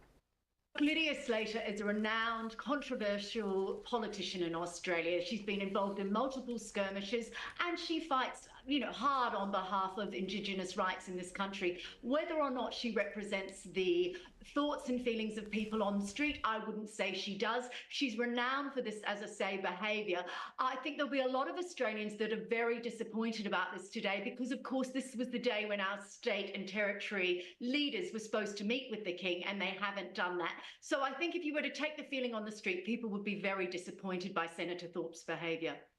I think people in Australia are really keen on seeing the King. They want to come out. They're very supportive. In fact, in Australia, we thought that when the late Queen Elizabeth died, that would be the end of our relationship with the monarchy and that we would take the steps towards republicanism fairly promptly. That has not been the case. In fact, the ministry that was set up to organise the Republic was disbanded in July because there is no interest from the public. In fact, polls are showing that we are more keen on a constitutional monarchy right now than we were back in 1999 when we held our last referendum. On the street, people are out there, they want to see the King. And I think the fact that the monarch and, of course, the Princess of Wales have been dealing with their cancer battles has made the monarchy more relatable to people on the street in Australia. And that was the royal commentator Angela Mollard there. Well, our Australia correspondent Katie Watson is in Canberra and spoke to Lydia Thorpe following her protest. Lydia Thorpe is very much, as we heard there, known for being very outspoken, speaking really to, for many people who feel that colonialism, British colonialism, has had a huge impact on people here, and that trauma is still being carried by First Nations people. She doesn't speak for everyone, but certainly reflects a view that is shared by many. Now, she had turned her back during when people inside Parliament House behind me were singing "God Save the King," and after that she started shouting, was removed very quickly by Australian police. And on her way out, I managed to ask her, what she had done and why. I wanted to send a clear message to the King of England that he's not the king of this country. He's not my king. He's not sovereign. We are sovereign. To be sovereign, you have to be of the land. He's not of this land. We have been demanding a treaty for decades and decades. There is a sophisticated genocide going on against my people. We have almost 24,000 Aboriginal and Torres Strait Islander children that have been taken from their families. We have over 600 deaths in custody with not one officer ever being held accountable or responsible. We have the rape and pillage of our water, of our land. We have mass incarceration and mass suicide rates in this country. How can he stand up there and say that he's the king of our country? He's stolen so much wealth from our people and from our land, and he needs to give that back. And he needs to entertain a conversation for a peace treaty in this country. We can lead that, we can do that, we can be a better country, but we cannot bow to the coloniser whose ancestors he spoke about in there are responsible for mass murder and mass genocide. And Katie, do you think this incident will overshadow the King's trip? I don't think so. I mean, outside Parliament House today, we saw hundreds and hundreds of people queuing from quite early in the morning in the searing heat here in Canberra because they wanted to catch a glimpse of the royal couple shake the King and Queen's hand. So there are plenty of people here in Australia who feel strongly that the King is their king as much as he's the British King. I mean, I also, clearly the royal family will have seen this before. It's not the first time this sort of thing's happened, and I'm sure that they're prepared for that. So I think this tour will carry on, and this will be just one aspect of what will be a short but very packed schedule for the next day here in Australia and then moving on to Samoa. And Katie, give us a sense of how the King's trip is going. There have also been questions about whether Australia should become a republic now. Just tell us how he's been received in the country. Well, I think we've seen how Lydia Thorpe spoke out. We've seen people here who are clearly very keen on having the monarchy continue to play a role here in Australia. But I think there's a huge chunk of Australians who feel quite indifferent to the royal family. This is an independent country that, with a king who's very far away. Everybody cracks on with their lives. It might be nice to see him come here. Certainly people here that I spoke to thought it was just a great opportunity. I spoke to one American who said that he saw Joe Biden in the supermarket when he was 10, and hey, if you're in Canberra, why not see whether you can even better that? So I think that's the approach. It's a novelty, it's interesting, but there are an awful lot of Australians who just either way don't really mind either way and want to carry on with their lives with the royal family back in the UK. Katie Watson in Canberra there.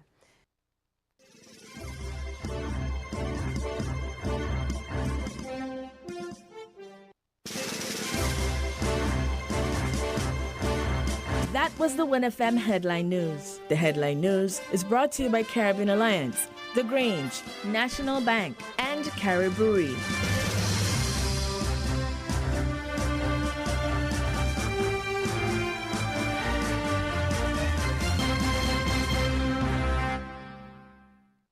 when it comes to the important things in life: your health, your education, your choice of a life partner, and of course your insurance provider.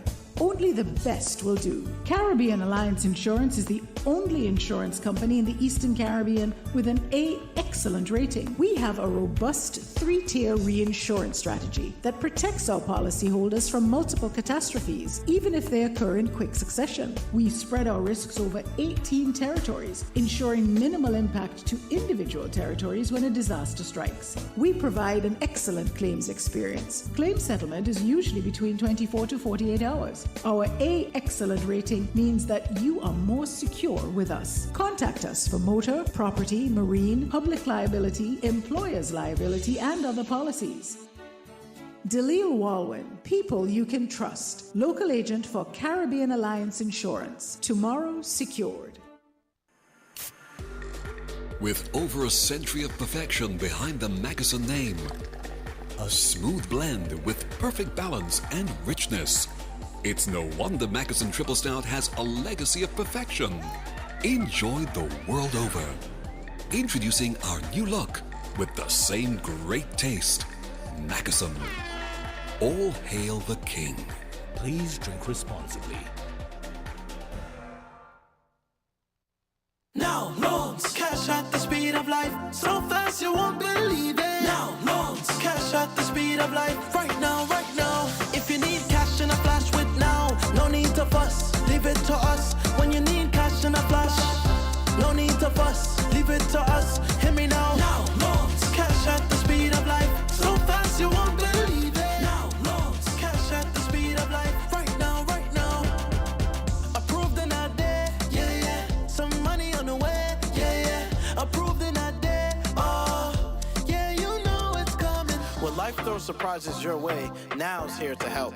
Whether it's for an urgent bill payment, home improvements, or unexpected health expenses, or even that last-minute holiday trip. With Now, you get cash in a flash, approved in just 24 hours. Approved in a day, yeah, yeah. Some money on the way, yeah, yeah. Approved in a day, oh, yeah, you know it's coming. Now loans, cash at the speed of life, so fast you won't believe it. Now loans, cash at the speed of life, right now, right now. A loan product powered by National Bank. Did you know that the Grange Healthcare Facility is the first purpose-built, non-governmental healthcare organization on St. Kitts? It's situated at Otley's, 7 miles east of Basseterre in beautifully landscaped surroundings. The Grange has a team of highly trained professionals and provides care that's rated as being comparable with UK and North American standards. The Grange offers varied accommodations to suit your individual needs, and our all-inclusive packages make the cost of care per hour the most competitive on the island. Services include convalescent care for all ages, daycare facilities for older adults, rehabilitation services, and training and continuing education for healthcare providers. For more information, call 466-5525 or 465-8020. Fax 466-8221 or email thegrangehealth@gmail.com or visit our website at www.grangehealthcarefacility.com. St. Kitts and Nevis listens to Win FM 98.9. Win FM 98.9.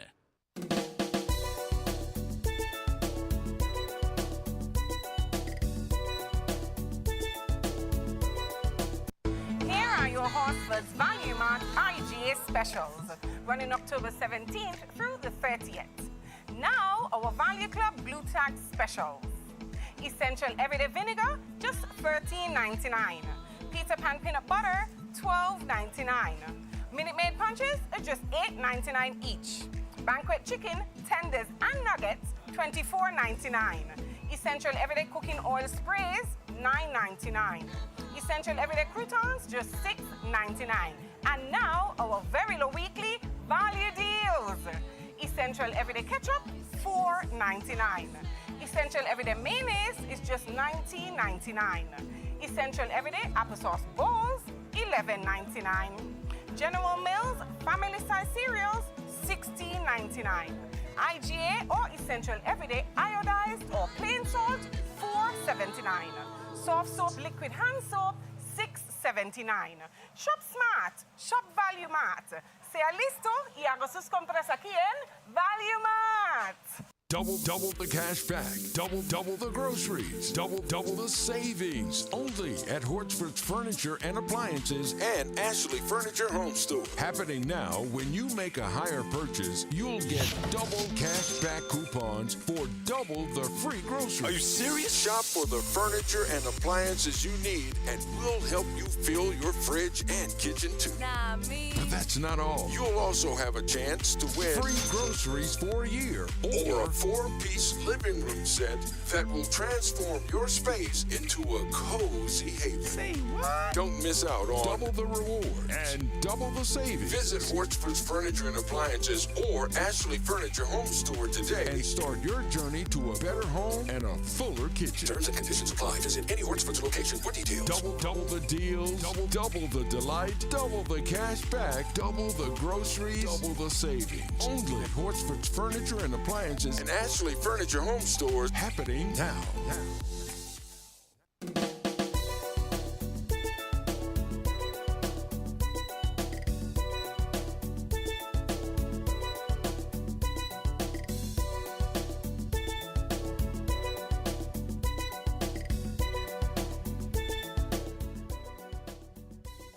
At 12:40 on the clock, we're back to the second half of today's presentation of Voices.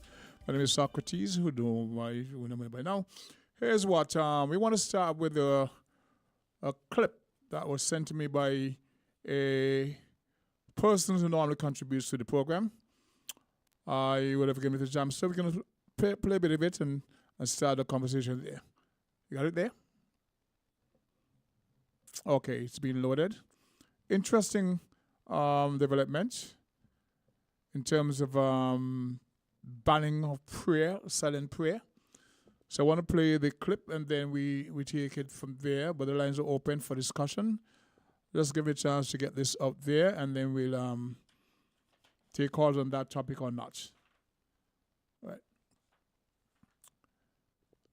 As I said, it's sent to me by a frequent contributor to this program. In the meantime, I want to say hi to Rosemary, Brenda, and the whole crew up there. We didn't get a chance to get into that this morning, but it's still another beautiful day in paradise. It's 12:42, and you had one caller for the morning on the topic that we were dealing with pesticides and chemicals and such. I think that was a very good program. The information shared by the panel, and they're the Pesticides and Toxic Chemicals Control Board. A lot of folks go out and buy things, even if from the supermarket shelves, we buy the BOP, the insecticides and stuff like that, not really knowing what we are dealing with. So I thought that was a very important topic to address this morning. It's also the 21st of October. We're cruising down to November. Somebody inquired when would the tents be opened. I can say safely they'll be within the first week of next month. I've heard a few of the songs and they're really addressing the current topic of the day. You ready for me? Not yet? Oh, the thing has been loaded. So, for the tent lovers, you'll have a chance to come out and feast on the new songs, the various topics that's out there. I've heard a few. I've heard some of the new releases, and they are good. So very shortly, you'll get a sense that Carnival, with all the topics, is in the air. Want to say good afternoon to Chris Collins. Well, it's afternoon here. Might be early evening there where he is, right? So let's take this call in the meantime. Go to call you live on Voices. Hi, the King. Good afternoon. Good afternoon, sir. How are you? I'm giving thanks for life. And yourself? Counting my blessings first. Are you there? I have permission to speak, sir. Yes, sir. Please. Well, there are the things that we anticipate. I think we are already in the season, the tourism season. Okay. As you know, tourism is our biggest foreign money earner. Okay. Revenues, well-needed revenues to our economy, right? Quite so. Quite so. Yes. And so, all and sundry who hold St. Kitts and Nevis dear to the heart, we will really want to see that we position just like the other islands are positioning themselves. We will want to see St. Kitts and Nevis position to reap dividends, the benefits from what would be derived of such a critical important industry. Correct? Yep. And so it is there to me. I just did my refresher course about 2 Mondays ago or 3. And I took from what was said to really add to my repertoire in terms of enhancing on the product that we cherish. That said, I drove up to Timothy's Hill. Timothy's Hill, out of all places in St. Kitts and Nevis, that has caught the world attention in a way. Awesome, you know. You're not thinking that you've got some places, but when you get to Timothy's It's a Hill, wowing moment. Once you if- get there, you got to and say, if you're- wow. If you're quiet, the king, if you're quiet and the guests happen to see for themselves, you always hear this, wow. It's a wowing moment, yes. And so I saw something that is happening, some earthwork, some groundwork, and I question it, for one, the timing of it now that we're in the season. And I hope not, the other part of it, I hope not, it's not going to take away from the aesthetics, the aesthetics, the aesthetics. There are other areas that has been enhanced in terms of the aesthetic. Case in point, Black Rocks. Even at Timothy Hill, you have a little look over. Overlook here. I am hoping, one thing you're going to give a contract to a contractor to do a work. That's his profession. He will know what to do. The other thing is to analyze the aesthetics, the beauty. What would be derived after the contractor has done his work? In all his profession, he know what to do. He will give you a good finishing touch. What will be the aesthetics of Timothy's Hill? Because I gave them a blueprint, you know. Mr. Huggins, I did not really give tourism, to be honest. But I gave a member of staff. I would not say that I gave them. But I gave the idea about what will bring about the aesthetics. I even included a little telescope that you could look out to Antigua. When the days are bright, you can see Antigua. Okay. I did that because of my love for my country and the aesthetics and my very many guests that would tell me they want to go to Timothy's Hill. If no place else on the island they want to go, it's to Timothy's Hill. From what I am seeing so far, and they need to prove me one. What I am seeing so far, it is far-fetched. I cannot bring it into an engineering perspective. The beauty of the engineer in his Do you know what they're the putting beauty. there, what they're putting there? Do you know? No. Is it a platform? Is it a viewing platform? It's a viewing platform. I'm asking. We are all asking because where it is positioned as we speak, there might be more than one trench. Let's say, because my idea, the king, it was to like maximize on the little space, take up the space with similar to, but with a little more enhanced aspect to what was done down at Black Rock. Black Rock, but all we've seen so far is the foundation being addressed. There is no construction of platforms in place. Somebody said it had to be toilets. No, it can't be. Not at that particular location. But I can see a viewing platform being put there. Whether it was needed or not, I don't know until we see. It was needed. It was needed. All will agree that it was needed. The positioning, like me, I'm saying maximize, take up all the space with like a retaining wall. Tourism should have been budgeted for. Don't tell me that tourism just now coming up with a blueprint like that. No, you cannot tell me that tourism just now pull a rabbit out of the bag or not. Tourism just could not just pull a rabbit out of the bag on us. You're talking about the timing of it? One, no consultation with the stakeholders. Out of all the many consultations we have had, no consultation with the stakeholders to say, well, bring all your ideas on board. Let us get this thing right. Let us listen to the layman and the laywoman's perspective. I know it's gonna affect the parking. It's going to affect the parking, but I say I don't know. There be no discussions. I'm just looking to see how the whole thing will flesh out. It is not too late, you know. To the what? That is why I was yearning to get on the radio, and I hope I was yearning to get on the radio because you know this radio station as of late, for whatever reason, a radio station that I listen to ardently, religiously, for whatever reason, they don't keen to want to serve the listening public anymore. Really? In my view, that's my humble opinion.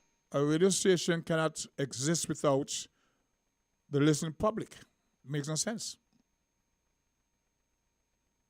They depend on public feedback and patronage to survive. But back to the issue at hand, the King. Mm-hmm. I am saying it is not too late. For? They only dug 2 trenches, and I don't know if they poured the concrete yet in those 2 trenches. 3. Because it needs to be wider. It needs to take up 3 the space trenches. the thousands of people that patronize that goes there. The thousands and the minivans, the safari trucks. Sometimes the line is long, waiting to get a view of this. So you're going to tell me a little box is going to suffice? It's going to be creating people's anxiety is going to be raised. Our visitors' anxiety is going to be raised to want to get a view from a higher perspective, but not enough space. Because as it is now, we need to enhance on what is there. But we cannot be counterproductive in terms of enhancing the product and not allowing enough people to get space. You mean in terms of parking? Or the king. Yep. They only are expecting a certain amount of visitors this season. But this is not a one-off, the king. That platform is going to be used as to serve future visitors to our This is shores. my first laugh of the day. They're only expecting a small number of people? Is that what you said? And I cannot imagine that's the way they're thinking. I see. I think they'll have to put some control mechanism in place in terms of the parking and where that thing is situated. The king, I give advice for free because of the love of my country. And it's so much more I have to do and will do. And yet you didn't consult me, and you go on there, and it is not too late. Cease and desist of that project for now. Let us go back to the drawing board and get it right. Miss Marshall, Honorable Marshall Henderson, and your staff. But the question is, our country more than how the country is hurting. We want our aesthetics. We want punch above our weight. We want compete with the other neighboring islands that has their own natural beauty and not to spite ours. Mrs. Honorable Marsha Henderson and your staff, someone who has care and concern for this industry in the past, in the present, and in the future. Thanks for listening, the King. You're very welcomed. The last caller was referring to a bit of, I would say, construction. It may be a viewing platform being erected up at Timothy Hill. It gives you a higher elevated view, but I don't know. It's a guessing game as far as I'm concerned. Somebody who went the first side said it's actually restrooms, but that location at that point in the, it can't be. It got to be something else. But what I was able to deduce from the foundation being dug there, they're looking to put up a viewing platform. I believe, I'm thinking if you're doing that, you will put a wheelchair ramp, have to make it like wheelchair accessible. I don't know if it was necessary. I do not know. I guess when we see what is erected, you can say, well, it's a plus or not. Let's take another phone call. Good day, caller, live on Voices. Good day, Socrates. Good afternoon to you and your listeners. Thank you very much. Greetings once more in Jesus' name. Mm-hmm. He who saves only his chosen, his elect ones from their sins and from hell, and the second person of the eternal Trinity is he. Amen. Now, amen and amen in Jesus' name. Now, first of all, I would like to ask, excuse me, all of these, this morning you had people that deal with pesticides and that sort of stuff. And chemicals, yes. I think a board. That's correct. Yes. Well, my question is, who pays for all of these boards in the end? These are people who are working in various departments, but they form a nucleus. Mm-hmm. So I don't think they're being paid additionally. We have Dr. Hazel Laws in a capacity as the Chief Medical Officer. You have Ms. Danielle Kelly, Acting Director of the Department of Agriculture. You have Mr. Stuart LaPlace, Director of the St. Kitts Bureau of Standards. So together, they're dealing with the whole issue of chemicals and pesticides. I don't think it's a particular board. Yes, it says Pesticide and Toxic Chemicals Control Board. Right. So at whose expense is this board? It will be the treasuries. The treasury? Mm-hmm. Well, anything that is at the treasury expense is at the taxpayer expense. That's what I meant. The treasury. Me and you. Well, yeah, it's on a bit more impersonal. It's better put the tax at the taxpayer's expense. Yes, Gregory. That is more personal. Mm-hmm. And you see, these are the reasons why. You see, it may not seem harmless, but when these bills add up, these are among the reasons why life is so hard in St. Kitts. But Gregory, there are certain things that are necessary for the survival of the country. It's a health issue. And the private sector better provide those stuff. It's a health issue. Not the government. It's the government a health issue. I don't see the government, a private sector taking up this mantle. It's a health issue.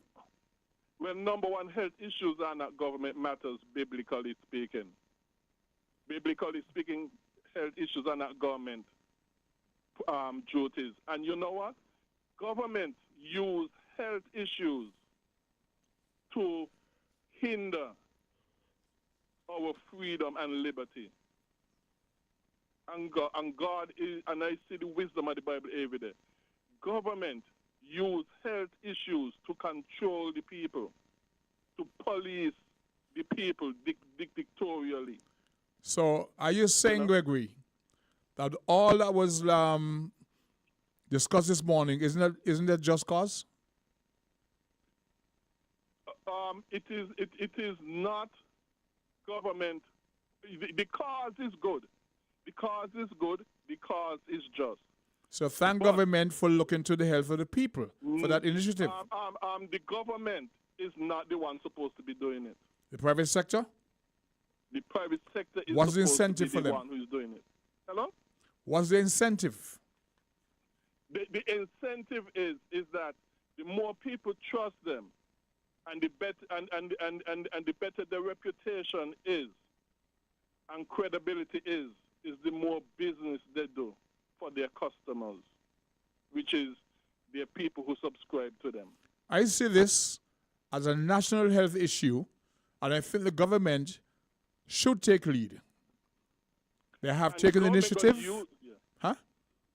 No, go ahead. Sorry to interrupt you. Sorry. And I think they've taken responsibility. We look about chemicals, pesticides, and all the negative connotations, and somebody have to step in and monitor, control, and better manage it.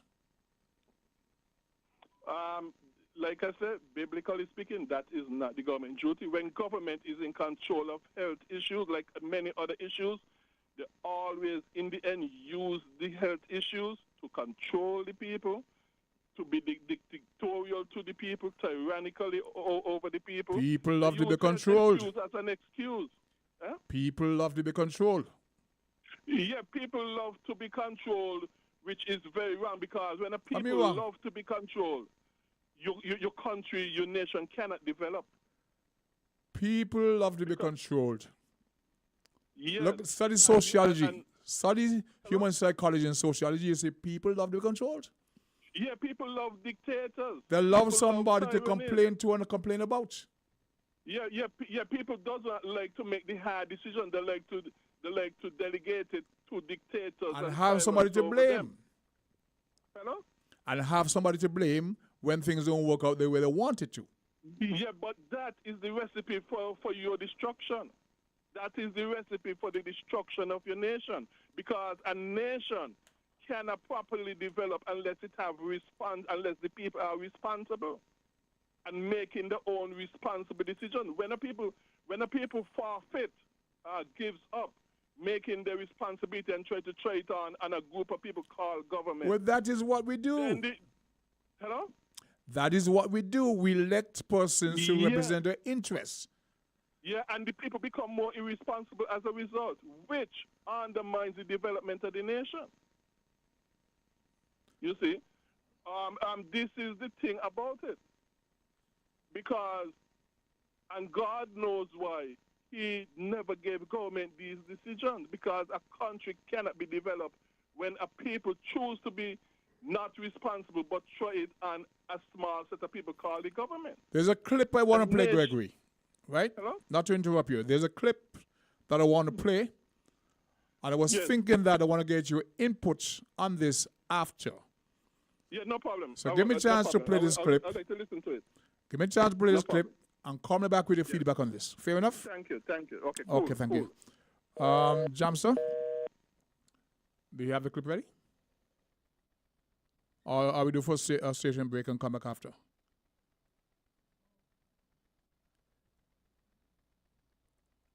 Are we ready? Is it ready? Okay, let's play it.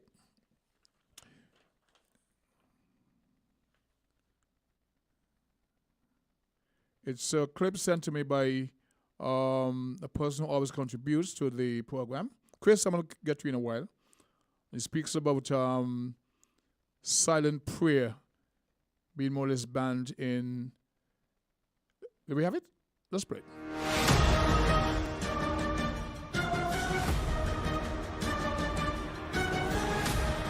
Well, hello ladies and gentlemen, welcome back to the channel. I'm Maya Tusi, and this is your latest update from the absolute chaotic situation in the United Kingdom.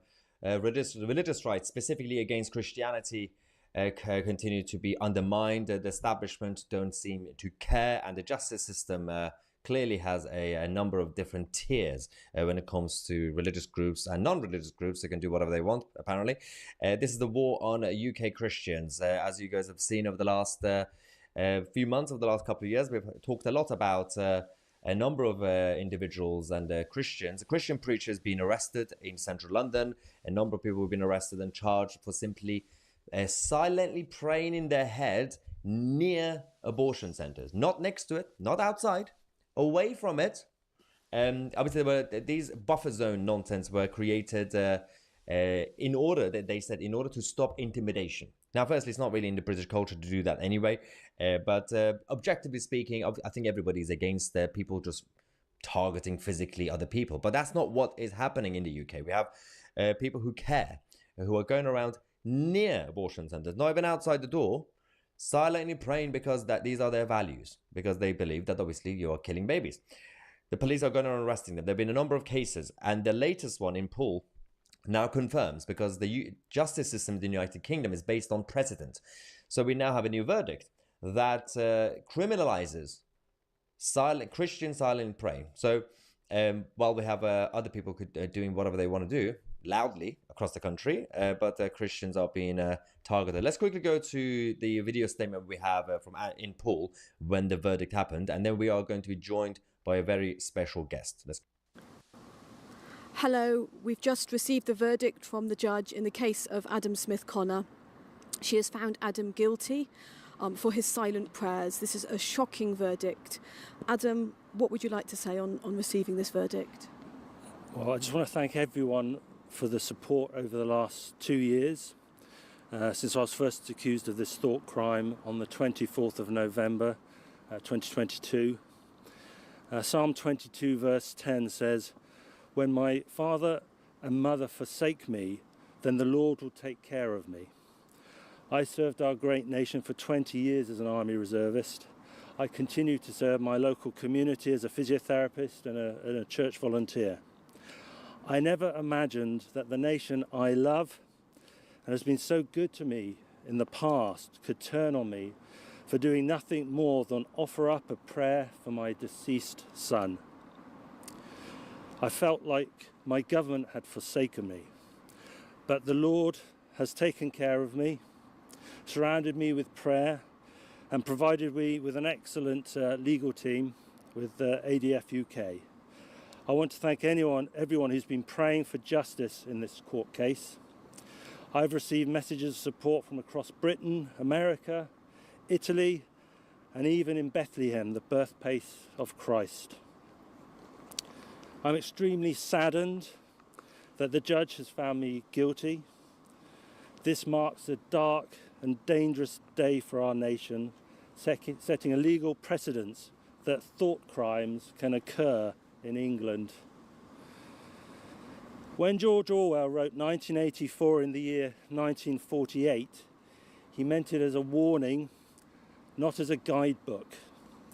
It seems Orwell's predictive powers were off by 40 years, but apart from that, the notion that thought crime could become established in the British legal system was sadly accurate. 2 years ago, when So this goes for another few minutes. A lot of you have seen it, but we're actually joined now by a very special guest on 2C TV, Lois McClatchy-Miller, the spokesperson for the ADF International. Obviously, she fights for freedom for everybody. Welcome to the channel, Lois. How are you? I'm good, thank you. Well, I'm shocked, to be honest. I'm still recovering. I was at the court, as you saw, with Adam this week, and it did feel like an era-defining ruling for Great Britain. Obviously, it's been devastating for Adam. He is now in a situation where he has to pay £9,000 for his silent thought. But even more so, perhaps, it's a devastating ruling for those who care about freedom in the United Kingdom. And whether you're a Christian, whether you believe in the pro-life views, or whether you're pro-abortion, I think we can all look at this and say, my goodness, haven't we come a long way if we are finding people guilty on the basis of their thoughts? Yeah, I mean, there have been a lot of the liberal media in Bournemouth and all those areas, and nationally speaking as well. The liberal side have been going around saying that Adam and a lot of you guys have actually been going around harassing people and targeting people. So what objectively speaking, I mean, your opinion aside, the truth that you see exactly what happened. So what was he actually doing? Was he actually doing anything illegal in terms of time? Well, let's pause there and go to our sponsors. And when we come back, we talk about thought crime. How you can be charged, well, arrested, charged, and found guilty of a thought crime. So downtown and back. We're different. We're 98.9. 98.9. Win FM. Looking for the perfect bed? It's the time for Beds Rest Easy, Dream Big, Save Bigger sales event at Hostet's Furniture and Appliances and Ashley Furniture Home Store. Get 25% off cash prices on all beds, bedroom sets, whether you're upgrading or starting fresh. We've got your dream bedroom set waiting just for you. Plus, enjoy double cash back on all higher purchase items. Don't miss your chance to rest easy, dream big, and save bigger. Hurry to Hosford's today. The time for Beds Rest Easy, Dream Big, Save Bigger sales event is on now, but only for a limited time. Hosford's, where quality meets comfort.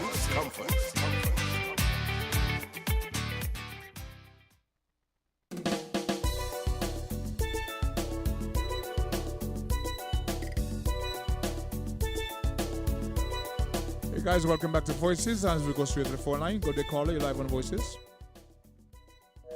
Hello there, we would have lost a caller. Go to caller, you're live on Voices. Go to caller, you're live on Voices. Yes, the king. Mr. Brown. Yes, good afternoon, sir.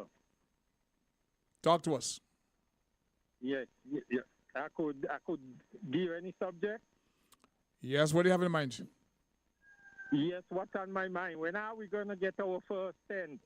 I said about 2-3 minutes ago, the first tent will be around the 7th or 8th of next month. Wonderful, wonderful. Normally, the first month in November is when Legends launch the tents. We're hungry and we're thirsty for tents. Yeah, well, I heard a few songs and there's something good that will be able to excite you and the tent lovers, so we're giving them to go. Oh yes. The king. Yes, we sir. are calling on the carnival committee again. Lord, we're begging you for years. We are asking for 12 in the finals. Our calypso has taken on height. Our numbers keep increasing every year, but every year we keep going with the 8. Yeah, well, somebody says you should go to 10 first before you go to 12. No, 12. We have too much calypsonians that taking part every year for us to be just increase it to 2. We need to increase it to 4. 12 in the finals against the king or the queen. So the monarch. So we should have 13 in the finals. Okay. And king, if they count up the numbers, right, we will have a bigger number next year because new calypsonians and people who haven't taken part for years will come back in, right, because the price increasing too, and he will inspire other calypsonians. What is the price now? And new to enter in the ring. And what is the price at the moment? What is the winning prize at the moment? Last year was what, 20,000? That is correct. I think they put 5,000 on it, you know. It is 20,000. Or it's still 20? It is 20,000, yes. Well, hear what we're saying, the king. We are saying if you do 13 in the finals, you increase it to 25,000. Also, you raise the gate fee. We're not going to argue the king because we know the kind of quality songs and performance that we know what people can do. And we're not going to complain. And you're going to have more people in the finals. You're going to get back to crowd because people are going to be in the finals from everywhere. So you're going to get back your crowd. The reason why they're not getting the crowd, because almost the same people in the finals every year. That is why they're not getting any crowd. And the same people who are in the finals every year, they song are softer. Let me put it as the children just say, they song are softer. Softer. Than the year before, but yet they're in the finals. I see. So that is what turning away people, the king. So you think I should stay out then? No, the king, and you. But you're saying the same people. You're saying the same people. You come down and we ball and we plead, beg you come back. You're saying that the same people in the finals every year. So? Yes, but the king, hear what I'm saying. You know what I'm talking about, you know. Okay, let me go blunt. The same political people in the finals every year. I see. And yet the song are softer than the year before. I see. And we know those songs. We the loyal Calypso fans and the crowd judging. No, those people don't deserve a final. Okay. Hey. Okay, the king. Here ya.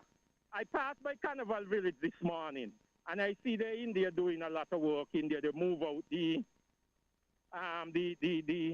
bars them, and they put them up in the high school. The container bars them. Okay. They put them up in the high school yard, and they are in there doing a lot of landscaping. They are doing some work to the stage. We hope that they are going to nice up the painting, because the painting in there look horrible. That is it true. It need a refreshing. And we are asking, when are we going to get a home for Carnival? When are we going to get a roof over? Let me share this with you and the public at large. Shortly before the change of government, Sylvester Anthony was the director of Carnival, you know, and he showed Wingove and I the schematic for a brand new, say, Warner Park. It had a roof, it had better seating, everything was in place for a better facility. So whether it rained or not, you could entertain the shows them there. Here's what happened. Government changed. Everything was scrapped. Well, every time Labour come in, Labour scrap everything. Everything was changed. No, it wasn't Labour. It was Unity came in. Unity. And everything was scrapped.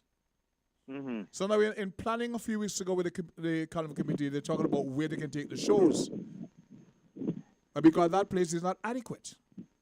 No, look at the amount of rain we've been getting of late. Who wants to go there for any event when it's probably going to get rained out? And then you have to scrap the performance on stage, the crowd running, the bars, them don't have no shelter for the people. You don't have no big tents covering over no big at this point in time, with the history of Warner Park, and we should not be in this position. Exactly. As I said, Sylvester Anthony showed wing overnight.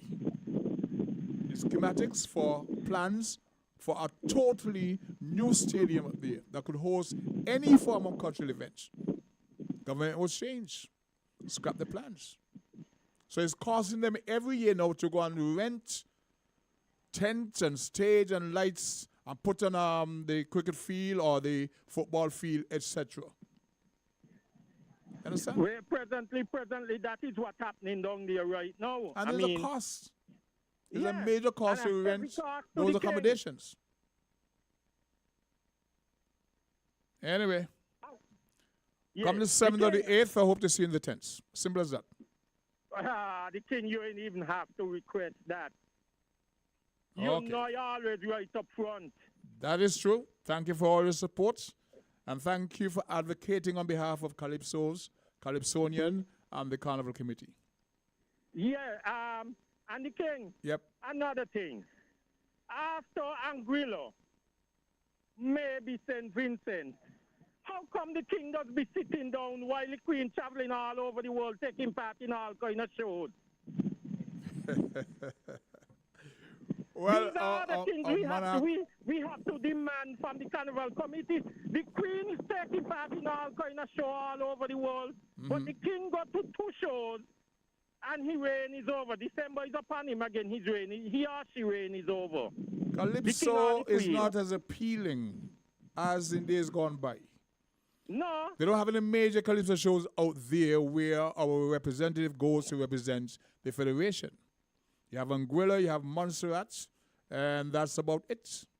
Whereas the Queens, they go to this one in St. Lucia or St. Vincent, around the world. They're going to represent us. And even take part in the World Show. There you go. A few years ago, our Queen took part in the World Show. There is no World Calypso competition. No, so the king here why proposing to the carnival committee, because they're always asking for ideas, and when we give them ideas, they come with naught. Here what we're saying to them. How about next year? We have a Caribbean Calypso, king of kings, king from all over the world. Think it's hosted in our carnival calendar. Can be done. A king of kings. But it can be done. Yes, you must be the reigning king, or you must be a king that has placed in the last 5 years that country could send to represent. Fair enough. That is fair enough. That's fair enough. And here your king, the price is 50 grand. Okay, we're in a sponsorship. Don't ask me what the gate fee will be, because some people going to think, and I could tell you, the gate fee is $200. Well, the events here that people pay more than that, you know, to go to, so it's all possible. Yeah. We could do a $200 or $300 for that show, and king, you know, people won't come from all over the world for that. The one held a few months, well, last month was about what, 150 or 200? Eh? The one held at in Frigate Bay last month was about 200. And people turned out in the numbers. That's what I'm saying, the king. That's what I'm saying. Right? And with the kind of calypso that is coming out from, and it must be a Caribbean show. You must reign from the Caribbean. A Caribbean king of kings, hosted by St. Kitts Carnival Committee, and we make it an annual yearly thing. Well, in the meantime, what you do is go out there and start speaking to sponsors. Be part of it. Our sponsors won't be no problem, the king. You think so? When the sponsors them here, a Caribbean king of kings in St. Kitts Carnival, sponsorship ain't gonna be no problem. Okay. And this should become an annual event? An annual event on our carnival calendar. Okay, Carl Blum. Because since our king cannot only travel twice after he or she reign, well, let us have a host home. Let us bring them king to us. It's not that they can't travel, you know. When they travel, they should place. That's you should place. Again. If you can't place in the first 6, I have a problem with that. Oh, yes. Because you got to represent the federation. You are the monarch. You should be able to place at least in the first 6. Exactly. But that's a different story for a different time. Carl, I gotta go. Yes. All right, the king. All right. We were hoping to get calls on the clip that we played, where they were banning people, arresting people for thoughts, praying silently. Now we look to the outer world for a lot of things to adapt. We have this call. Let's take this call. Go to Caller Live on Voices. Go to Caller Live on Voices. Yes, Socrates. Yes, sir. Me again. Yeah, first of all, I would like to address the clip. But first of all, Please. let me say quickly. All of those things that Carbon are recommending, and also the new stadium that you talk about that was supposed to be, all of those, remember, at taxpayers' expense, and in the end, it make life harder for taxpayers. Address the clip for me, please. Address the clip. We're out of time. Yeah, so I'm going to go into the clip now. No, abortion is just a nice name for murdering unborn human beings or unborn persons in the womb. It's really murder based upon the teachings of the Bible. And not only that, the people who are at least directly involved in it should be executed because it is murder based upon the Bible. Okay, go ahead. And let me say this also. When I mean, this ain't nothing new. People praying, and getting locked up and stuff like. But you know what? When a government is not tied down by the chains of the Bible, where it is limited to the teachings of the Bible and nothing more than that, it always will devolve into tyranny and dictatorship and authoritarianism. Okay. Because it is now left up to man's opinion as to how government should operate when it is not tied down by the chains of the Bible. And man is born with an evil, wicked heart that we all inherited from Adam.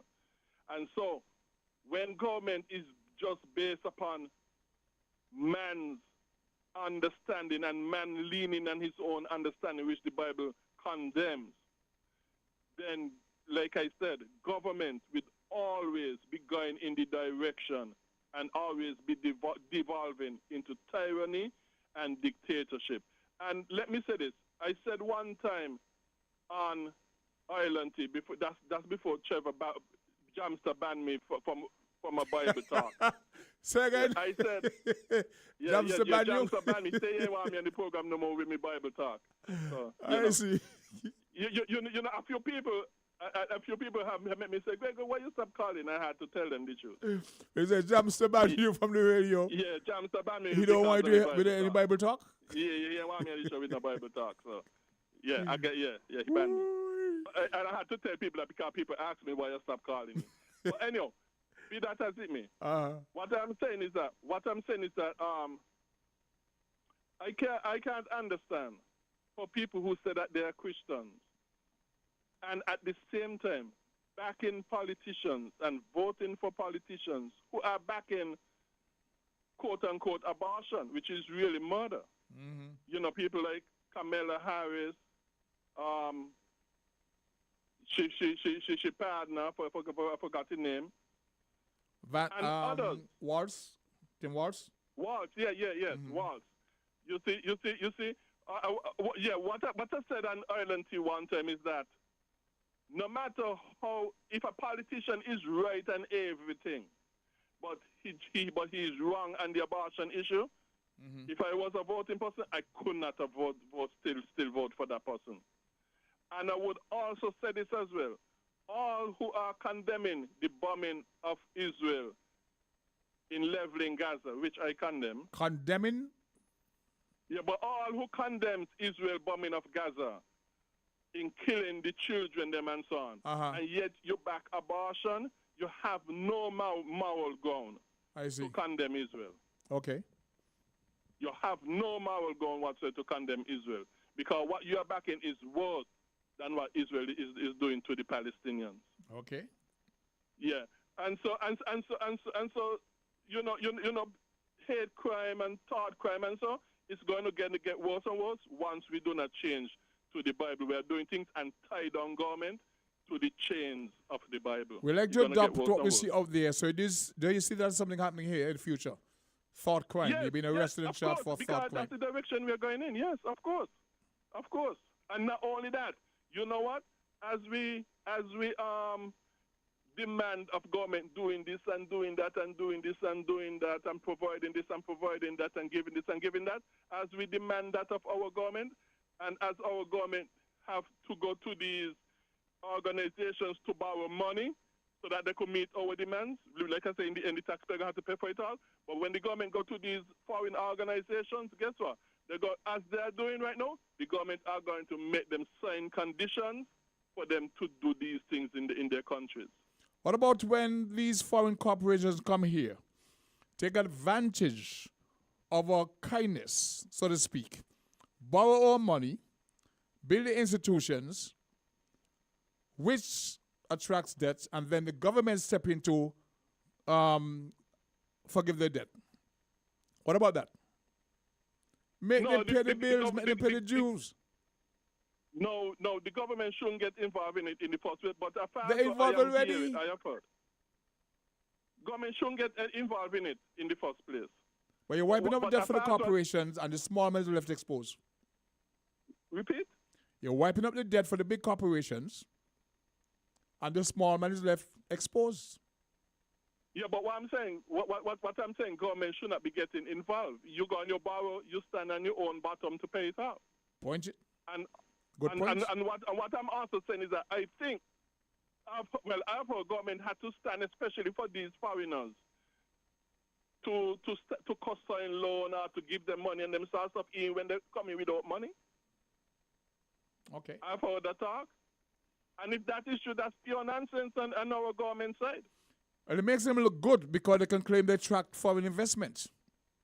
Yeah, it does. It does make them seem to look good, but in the end, it is a deadly, devastating pill. You're for coming the in to economy. borrow my money to build your business and then say, well, it failed. So the government now have to step in and erase your debts. Yeah, but the government is gone wrong in the first place in giving them money and in standing as co-signers for them for loans. That's the first place where the government went wrong, if what I'm hearing is true. Anyway, I'm glad that you called back. We're now actually out of time, so it's good to hear from you today. Take care. God bless. And I learned something new that James about James is shaking his head saying nothing at all go so. But that's a different story for a different time. And what we're going to do, that clip that we played and try to get discussion on, we will bring it up on Monday. And the other one, not Monday, sorry, Wednesday. And the other one that you were trying to have me pay attention to. So Wednesday, God's willing, we'll address those topics. So my friend who sent me the clip this morning, I will not forget it on Wednesday morning. Want to say thanks to all of viewers and listeners who were part of this discussion. Thanks to our panel this morning, Dr. Laws, Mr. LaPlace, and Miss Kelly. Thanks for being here. And God's willing, we will have another discussion, another topic on Wednesday morning. So peace, love, and have you a much beautiful rest of the day.